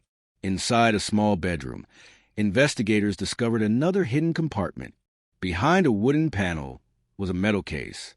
Inside were dozens of documents, more photographs, more recordings, and one envelope marked with a date. November 18th, 1994. The night Claire disappeared. Detective Vargas opened it carefully. Inside was a handwritten letter. Claire's handwriting. The first line read, "If you are reading this, then the people I feared finally found me." The letter revealed details Claire had never told anyone. After leaving Silver Creek in 1994, she spent years moving from place to place. Not because she was afraid of the public. Not because she wanted to abandon her family. Because she believed the people protecting the secret were everywhere. She wrote about investigators she could not trust, officials she could not approach, people who appeared helpful but were connected behind the scenes. Claire explained that she learned a dangerous lesson. The truth itself was not enough. Evidence could disappear. Witnesses could disappear. Even people could disappear. She needed undeniable proof. Something nobody could erase. That became her mission. For almost 3 decades, Claire collected everything. Every hidden transaction. Every secret agreement. Every name connected to the Silver Creek Preservation Council. The letter contained one final warning. The council was not destroyed. It survived. It changed. New members replaced old ones. New people inherited the secrets. And one person had taken control. The letter named him. Nathan Holloway. Richard Holloway Esson. The next generation. The person investigators had not considered. Nathan Holloway had spent his entire life away from public attention. Unlike his father, he avoided politics, avoided business, avoided recognition. He built a quiet career managing private investments. But investigators discovered something disturbing. After Richard Holloway's disappearance, Nathan inherited control of several hidden accounts. The same accounts used to move money connected to the mining company. The same financial network that protected the conspiracy. The secret did not die with Richard. It passed to his son. Detective Vargas immediately ordered a search. But Nathan Holloway was already gone. His home had been abandoned. His office had been cleared. His computers were missing. Someone had warned him too. The investigation was now moving against the clock. Because investigators realized something terrifying. Nathan was not trying to hide the past. He was trying to finish what his father started. The team returned to Claire's documents. One file stood out. The final names. Inside were photographs of people connected to the council. Some were dead. Some were elderly. Some were still active in business. But one name shocked everyone. A current government official. A person who had publicly supported reopening the Claire Whitmore investigation. A person who appeared to be helping. The name was Commissioner Alan Pierce. The same official who had authorized additional funding for the cold case unit. The same person who praised Detective Vargas publicly. The same person who promised Silver Creek that justice would finally come. Now evidence suggested he had been part of the system protecting the secret. Detective Vargas felt betrayed because the investigation was no longer about finding criminals from the past. It was about discovering who was still protecting them in the present. Commissioner Pierce was questioned immediately. He denied everything. He claimed Claire's documents were fabricated. He claimed Nathan Holloway was responsible. He claimed he was being framed. But investigators found something inside his office. A photograph. Old. Faded. Taken in 1995. The same cabin. The same location. The same secret meeting. In the photograph were 3 people. Nathan Holloway, Victor Langley, and Commissioner Alan Pierce. The 3 men standing together, planning something. The photograph destroyed Pierce's story. But it also revealed a bigger problem. The conspiracy had never been controlled by one person. It was a network, a chain. One person protected another. One secret protected another. And every person who knew too much became part of the machine. Then came the discovery that changed the case again. A forensic team analyzing Claire's original photographs found something hidden, a reflection, in one image taken before her disappearance. At first, investigators believed it showed a random figure, but enhanced analysis revealed the face. A younger Nathan Holloway. He had been there in 1994. He was not just someone who inherited the secret. He was present when everything began collapsing. The investigation timeline changed. Nathan was not cleaning up his father's mistakes. He was protecting his own. The evidence suggested Nathan knew about Claire before she disappeared. Maybe even before Richard Holloway. Detective Vargas returned to Claire's original journal, the pages she had previously ignored. One entry from October 1994 suddenly became important. Claire wrote, "Someone younger is watching. Someone who thinks the old rules belong to him." At the time, investigators assumed she meant a random person.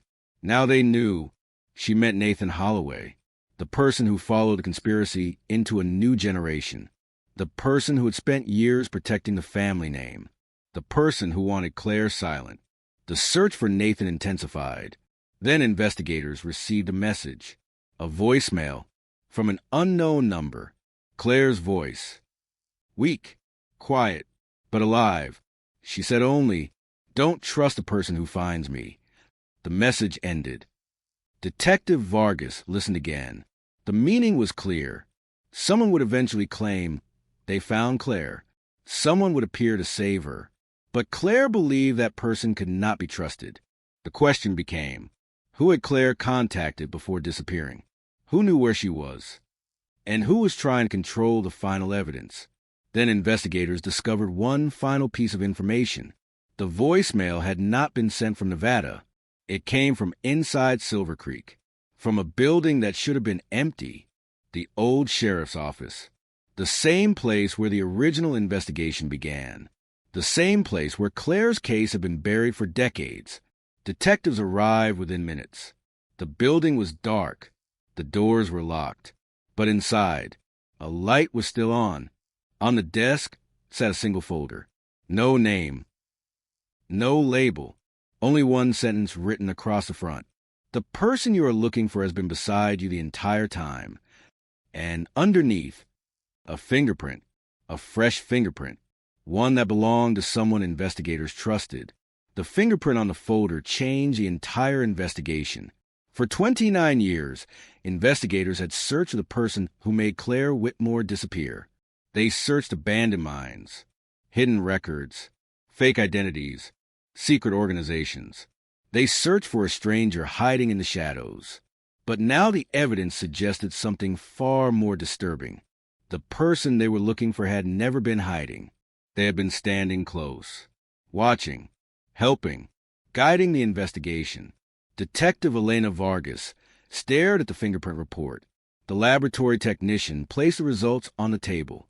The room became silent, because the name attached to the print was not Nathan Holloway, not Victor Langley, not anyone connected to the old mining company. The fingerprint belonged to Detective Elena Vargas. For several seconds, nobody understood. Then the confusion turned into suspicion. How could her fingerprint be on the folder? She had never touched it. She had never entered the old sheriff's office alone. The evidence was impossible. Unless someone wanted it to look impossible. Unless someone was trying to frame her. But there was another problem. The fingerprint was not the only thing found on the folder. Inside were documents. Hundreds of pages. All related to the investigation, including private reports that only members of the cold case team had access to. Someone inside the investigation was leaking information. Someone had access. Someone knew every move before it happened. The case had become a trap. Detective Vargas immediately removed herself from handling evidence. She understood what was happening. The person protecting the conspiracy was not just watching from outside. They were inside the system. The investigation team reviewed every person involved, every officer, every analyst, every administrator. Then they found something strange. A name appeared in the access logs repeatedly. A person who had reviewed the case files before anyone else. A person who requested old evidence. A person who knew about the hidden research station. A person who knew about Claire's video. The name was Deputy Aaron Mills. At first, nobody believed it. Mills had been assigned to the cold case unit 6 months earlier. He was young, dedicated, known as one of the most hard-working investigators in the department. He helped locate witnesses. He organized evidence. He supported Vargas throughout the investigation. But investigators discovered something hidden. Before joining the department, Aaron Mills worked as a private security contractor. One of his clients? A company owned by Nathan Holloway. The connection was small, but enough. Detectives brought Mills in for questioning. At first, he appeared calm. He answered every question. He denied knowing Nathan. He denied accessing restricted files. He denied everything. Then Detective Vargas placed the fingerprint evidence on the table. Mills looked at it, and for the first time, his expression changed. Fear. Vargas noticed immediately. You know what this means. Mills said nothing. You know who placed that folder there. Silence. Then Mills whispered, You're looking at the wrong enemy. The room went quiet. Vargas leaned forward. Then tell me who it is. Mills looked toward the door, as if checking whether someone was listening. Then he said, Nathan Holloway is not running this. A pause. He never was. The investigation took another unexpected turn. Mills revealed that Nathan Holloway inherited the organization, but he did not create it. The Silver Creek Preservation Council existed long before Richard Holloway, long before the mining company, long before Claire discovered the archive. According to Mills, the council had one purpose: to protect powerful people from consequences. They were not loyal to a company. They were loyal to control. Every generation had someone who inherited the secrets. Richard Holloway, then Nathan. But above them, there was another position, a person known only as the Keeper. The person who preserved the information, the person who decided what disappeared, the person who controlled the council from shadows. Detective Vargas asked the question everyone had been avoiding. Who is the Keeper? Mills hesitated. Then he opened a file. Inside was a photograph, an old photograph, taken in 1994, the same night Claire disappeared. In the image were several people standing outside the mining facility. Richard Holloway, Victor Langley, Thomas Reed, Daniel Mercer, and one more person, a person whose face had been covered in every previous copy. Someone had deliberately removed him, but Mills had recovered the original. The image was clear. The person standing beside the group was James Whitmore, Claire's father. The room went silent, because Claire's own family was connected. For decades, everyone believed Claire was fighting against a conspiracy that destroyed her life. But the evidence suggested something much more complicated. Her father may have been part of it. Detective Vargas investigated immediately. James Whitmore had died years before Claire disappeared. He was remembered as a hard-working engineer, a loving father, a respected member of the community. But hidden records revealed another side. Before his death, James worked with the mining company. He helped design safety systems. He reviewed accident reports. He knew about the 1978 collapse. He knew workers died. And according to the documents, he helped hide it. Claire had spent her entire life searching for the truth about a secret connected to her own family. The discovery explained why she was so determined, why she could not let it go. She was not just exposing strangers. She was confronting the legacy of her own father. But one question remained. Did James Whitmore know about conspiracy? Or was he another person trapped inside it? Mills revealed the final secret. James Whitmore tried to expose the mining company years earlier. He changed his mind after threats. He cooperated. But before his death, he left something behind. A message for Claire. Something she never received. A hidden letter. The letter was found inside the same research archive Claire spent decades searching for. The handwriting was old, faded, but the words were clear. Claire, if you ever discover the truth, you will hate me. The letter continued. James admitted his mistakes. He admitted helping hide the accident, but he also revealed why. He believed exposing the truth would cause more deaths. The people involved were too powerful, too connected. He chose silence, and that decision haunted him until the end. But the final paragraph changed everything. James wrote, "The person you should fear is not the one who committed the crime." A pause. "It is the one who decides which crimes are remembered."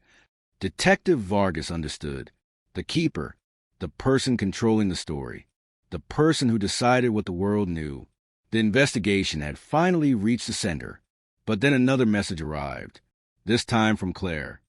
A live transmission. She was no longer hiding. Her voice came through the speakers.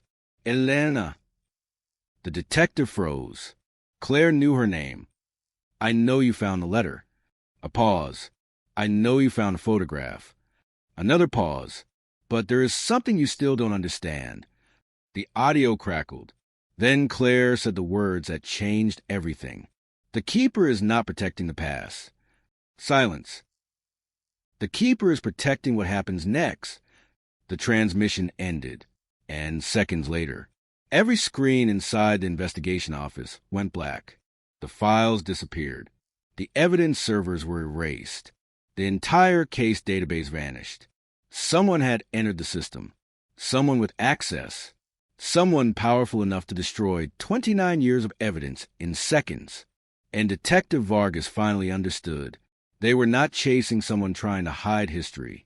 They were chasing someone preparing to create a new one. The screens went black at exactly 4:08 in the morning. Every monitor inside the cold case division shut down at the same time. No warning. No error message. No chance to save anything. 29 years of investigation. Thousands of documents. Witness interviews. Photographs. Evidence reports. Everything disappeared. For a few seconds, nobody moved. The room that had been filled with voices became completely silent. Then the alarm started. The system had been breached. Not from outside.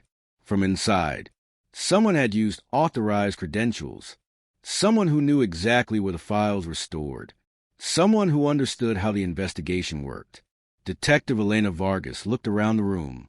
The answer was becoming impossible to ignore. The enemy was not watching them. The enemy was among them.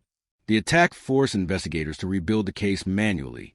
Fortunately, Vargas had learned one important lesson from studying Claire Whitmore. Never trust a single copy of the truth.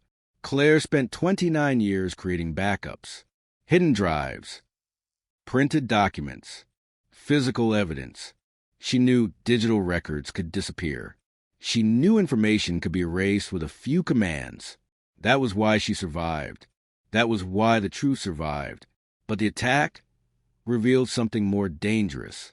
The person behind it was not trying to hide the evidence. They were trying to destroy the final chapter. The chapter Claire was preparing to reveal. Investigators recovered fragments from the damaged system. One file remained. A message from Claire. The title was simple. The final statement. Detective Vargas opened it. The video showed Claire sitting in the same room from her previous recording.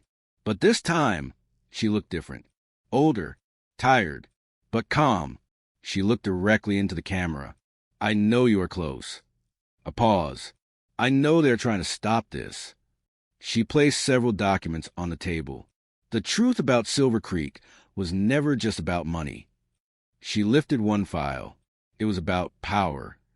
Claire explained that the mining accident in 1978 was only the beginning. The accident created the first cover-up, but the people involved discovered something important. A community could be controlled without fear. All they needed was dependence, jobs, money, influence. They built a system where people protected the secret because their lives depended on it. Employees stayed quiet. Officials looked away.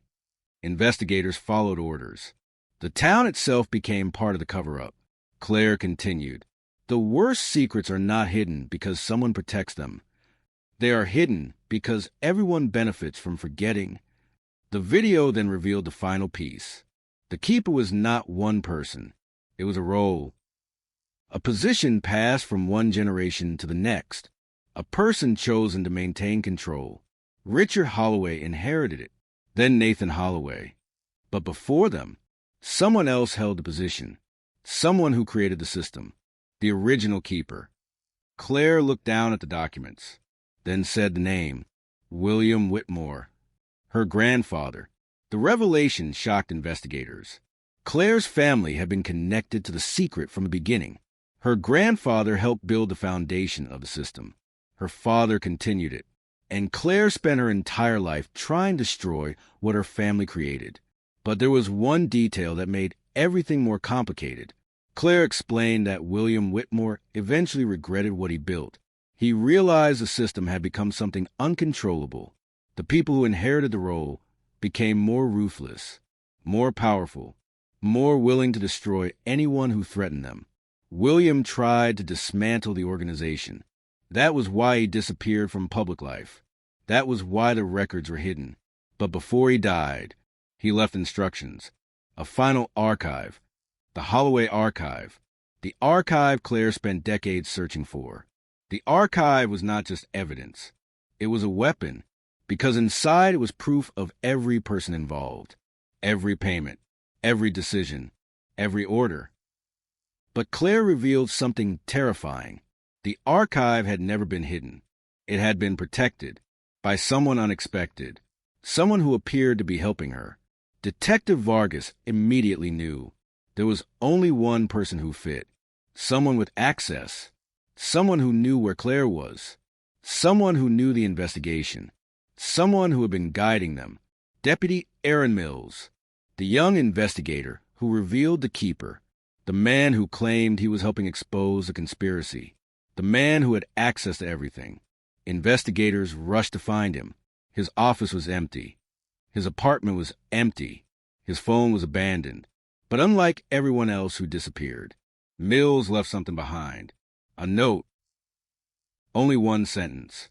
I was never trying to stop Claire. Detective Vargas read the message again. Then she noticed another line written beneath it. I was trying to stop her from trusting the wrong person. The note contained coordinates. A location outside Silver Creek. An old communication tower. The same place where council members supposedly exchanged information. Investigators arrived before sunrise. The tower had been abandoned for years. Inside, they found equipment, old computers, communication devices, files, and a hidden room. Inside the room was a final archive, the evidence Claire had spent decades collecting. But there was something else. A chair, a table, a recording device. Someone had been waiting there. The investigators searched the room, then found a recent photograph, taken only days earlier. The image showed Claire, sitting in that chair, talking to someone. The person facing her was partially hidden, but investigators recognized one thing: the silver ring, the symbol, the mark of the council, the person Claire feared, the person who found her, the person who entered the research station, the person who erased the files, was finally visible. The photograph was enhanced. The face became clearer. Detective Vargas stared, because the person in the image was someone she had trusted from the beginning, someone who had stood beside her, someone who had helped solve the case, someone who had never been considered a suspect. The person wearing the silver ring was Commissioner Alan Pierce, the same official who reopened the investigation, the same man who promised justice, the same man who publicly supported Claire's return.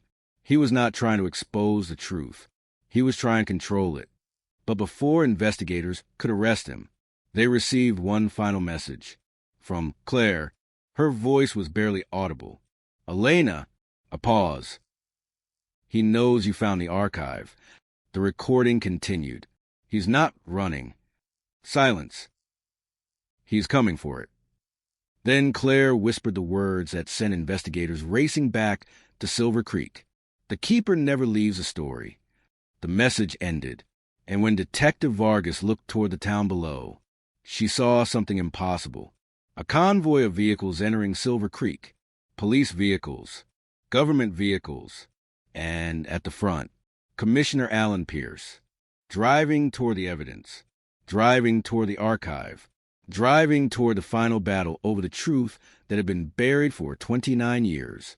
The convoy entered Silver Creek just before sunrise. The desert sky was still dark.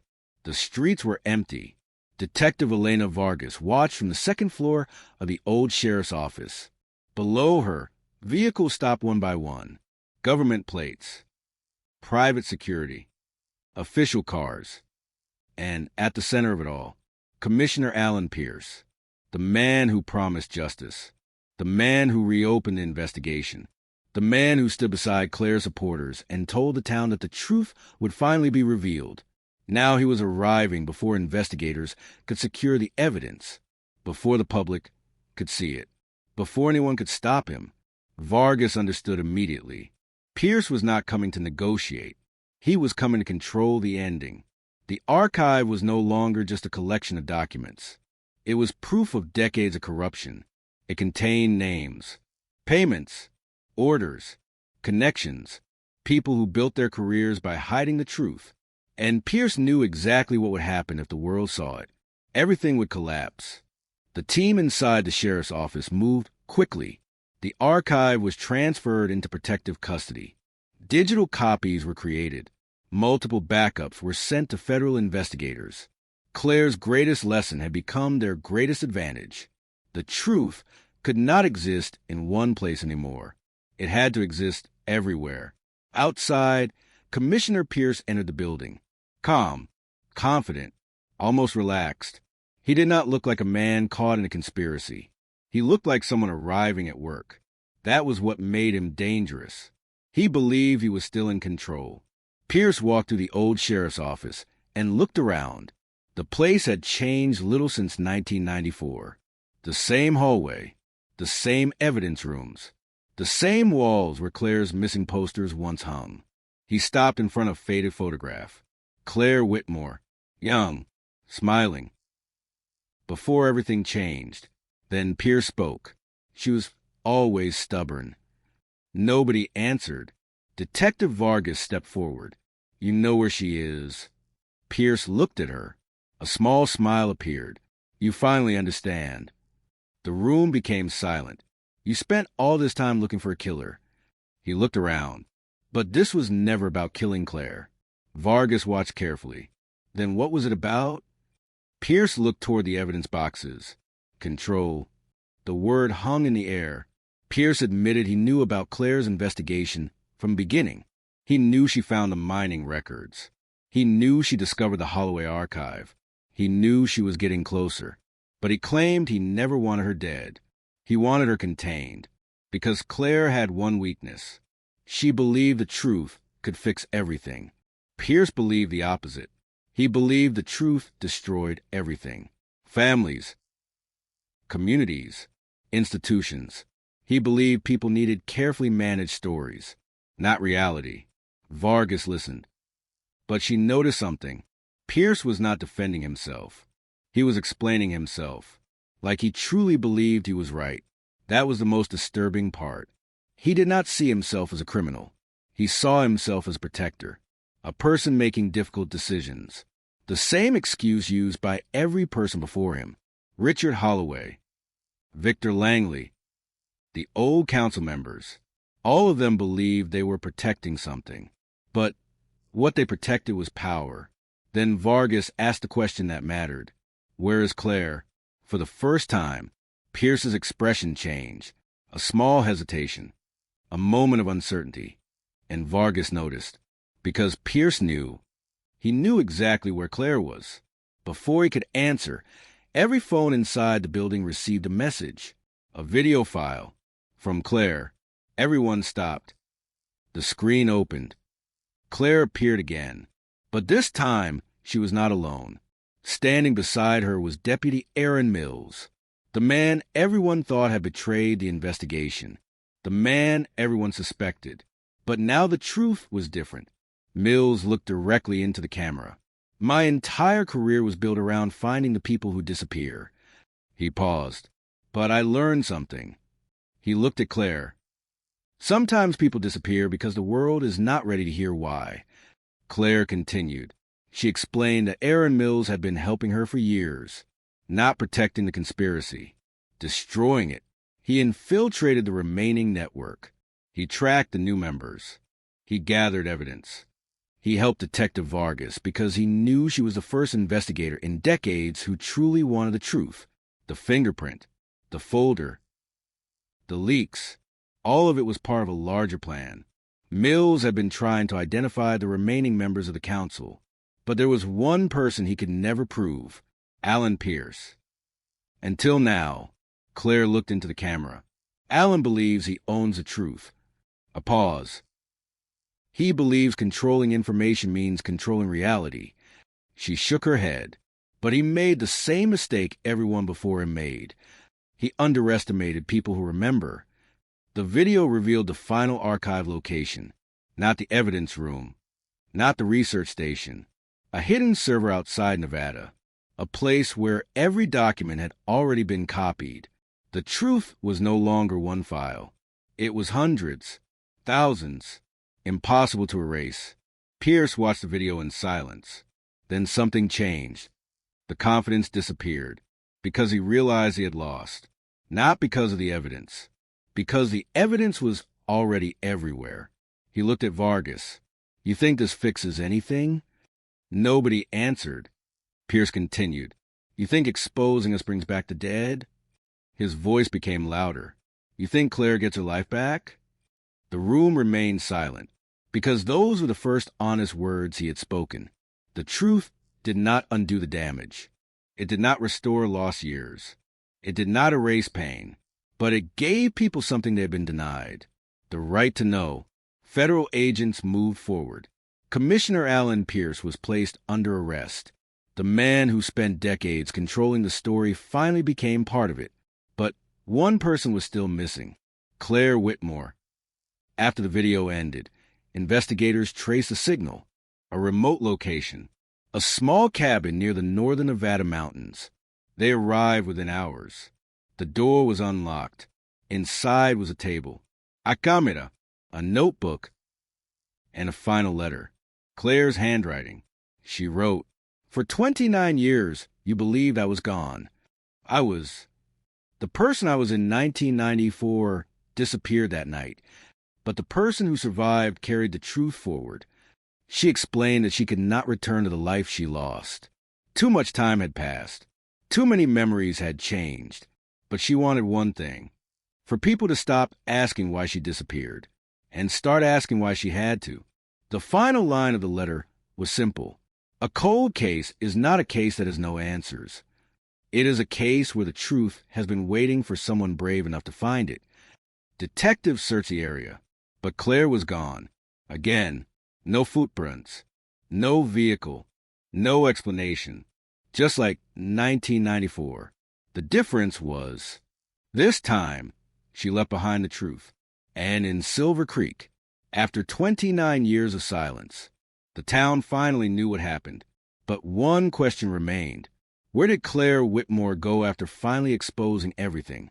Because even after solving the mystery, the woman who started it all remained a ghost, a survivor, a witness, a person who disappeared twice, and whose final chapter was still unwritten. For 29 years, Silver Creek carried a question nobody could answer. What happened to Claire Whitmore? The town built memorials. Families waited for phone calls that never came. Investigators opened boxes, followed rumors, and chased shadows through empty deserts. Everyone believed the same thing. Claire disappeared because someone wanted her gone. But the truth was far more complicated. Claire disappeared because she discovered something powerful people had spent decades protecting. She found a system built on silence, a network built on fear, a secret passed from one generation to another, and instead of letting that secret bury her, she became the person who carried it. After Commissioner Alan Pierce was arrested, the investigation entered a new phase. The Silver Creek Preservation Council began collapsing. Former members came forward. People who had remained silent for decades finally spoke. They described meetings held behind closed doors, private agreements, hidden payments, threats disguised as warnings. The investigation revealed that the council had influenced Silver Creek for generations. They controlled businesses. They controlled information. They controlled the stories people believed. But one thing they could never control was time, because time had a way of bringing forgotten things back. The families of the miners killed in the 1978 collapse finally received the truth. For 46 years, they believed the deaths were accidents. They learned their loved ones were victims of a cover-up. The official reports were corrected. The hidden names were restored. The people who had been erased from history were remembered. But for many families, justice came with a painful realization. No arrest could return those years. No confession could undo the silence. The truth mattered, but the truth also hurt. Detective Elena Vargas understood that better than anyone. She spent months reviewing every piece of evidence connected to Claire's disappearance. Every interview, every photograph, every forgotten report. And she discovered something that stayed with her. Claire was never chasing revenge. She was chasing recognition. She wanted people to remember the victims, not the criminals, not the powerful names. The people who disappeared beneath the weight of someone else's decisions. The people whose stories were almost lost. Months after the arrests, investigators continued searching for Claire. They followed every possible lead, every sighting, every anonymous message. Some claimed they saw her in Oregon. Others said she moved overseas. Some believed she returned to a quiet life somewhere far away. But none of the reports were confirmed. Claire Whitmore remained missing, even after being found. That became the strangest part of the case. The woman everyone spent 29 years trying to locate was the same woman who chose to disappear again. But this time, she left behind answers. Years later, Detective Vargas would speak about the case. She would describe a moment she realized Claire's story was different from every other cold case. Most investigations begin with a disappearance. This one began with a return, a woman who vanished from the world, then came back long enough to reveal why. Vargas kept one item from the investigation, a copy of Claire's final letter, not as evidence, not as a reminder of the criminals, as a reminder of the person who refused to let the truth disappear. The last sentence remained with her. The truth survives everything. And in the end, it did. The abandoned mining sites were closed forever. The hidden records became public. The names connected to conspiracy entered history. The town of Silver Creek changed. The buildings remained. The desert remained. The empty roads remained. But the silence was gone. For decades, people drove past the old mining road and wondered what happened that night in 1994. Now they knew. Claire Whitmore arrived there looking for evidence. She left carrying a secret that would cost her everything. Her home, her identity, her family, her old life. But it also gave her something nobody could take away, the power to expose the truth. The final official report classified the case as solved. The disappearance of Claire Whitmore was no longer listed as unexplained. The conspiracy was uncovered. The responsible individuals were identified. The evidence was recovered. But one mystery remained. Where was Claire? Some mysteries end with an arrest. Some end with a confession. Some end with a courtroom. But Claire Whitmore's story ended differently. It ended with an empty room, a forgotten camera, a handwritten letter, and the feeling that somewhere beyond the Nevada desert, she was still watching, still searching, still documenting the stories nobody wanted remembered, because Claire had spent her entire life chasing forgotten truths. And maybe that was why she could never fully return. Maybe the woman who exposed the biggest secret in Silver Creek was never meant to live an ordinary life again. Maybe after 29 years of hiding, being found was not the same as being free. The cold case that shocked Nevada was finally solved. The late-night arrest that stunned a small town became the headline everyone remembered. But behind the headlines, behind the investigations, behind the evidence, There was still one image people could never forget. A young woman walking into the darkness with a camera in her hand. A woman who disappeared. A woman who survived. A woman who returned just long enough to tell the world what happened, then vanished again. And somewhere, hidden beyond the reach of cameras and investigators, Claire Whitmore remained the final unanswered question of the case she spent her life solving. Because some people disappear because they are lost. Others disappear because they found something worth protecting. And Claire Whitmore found the truth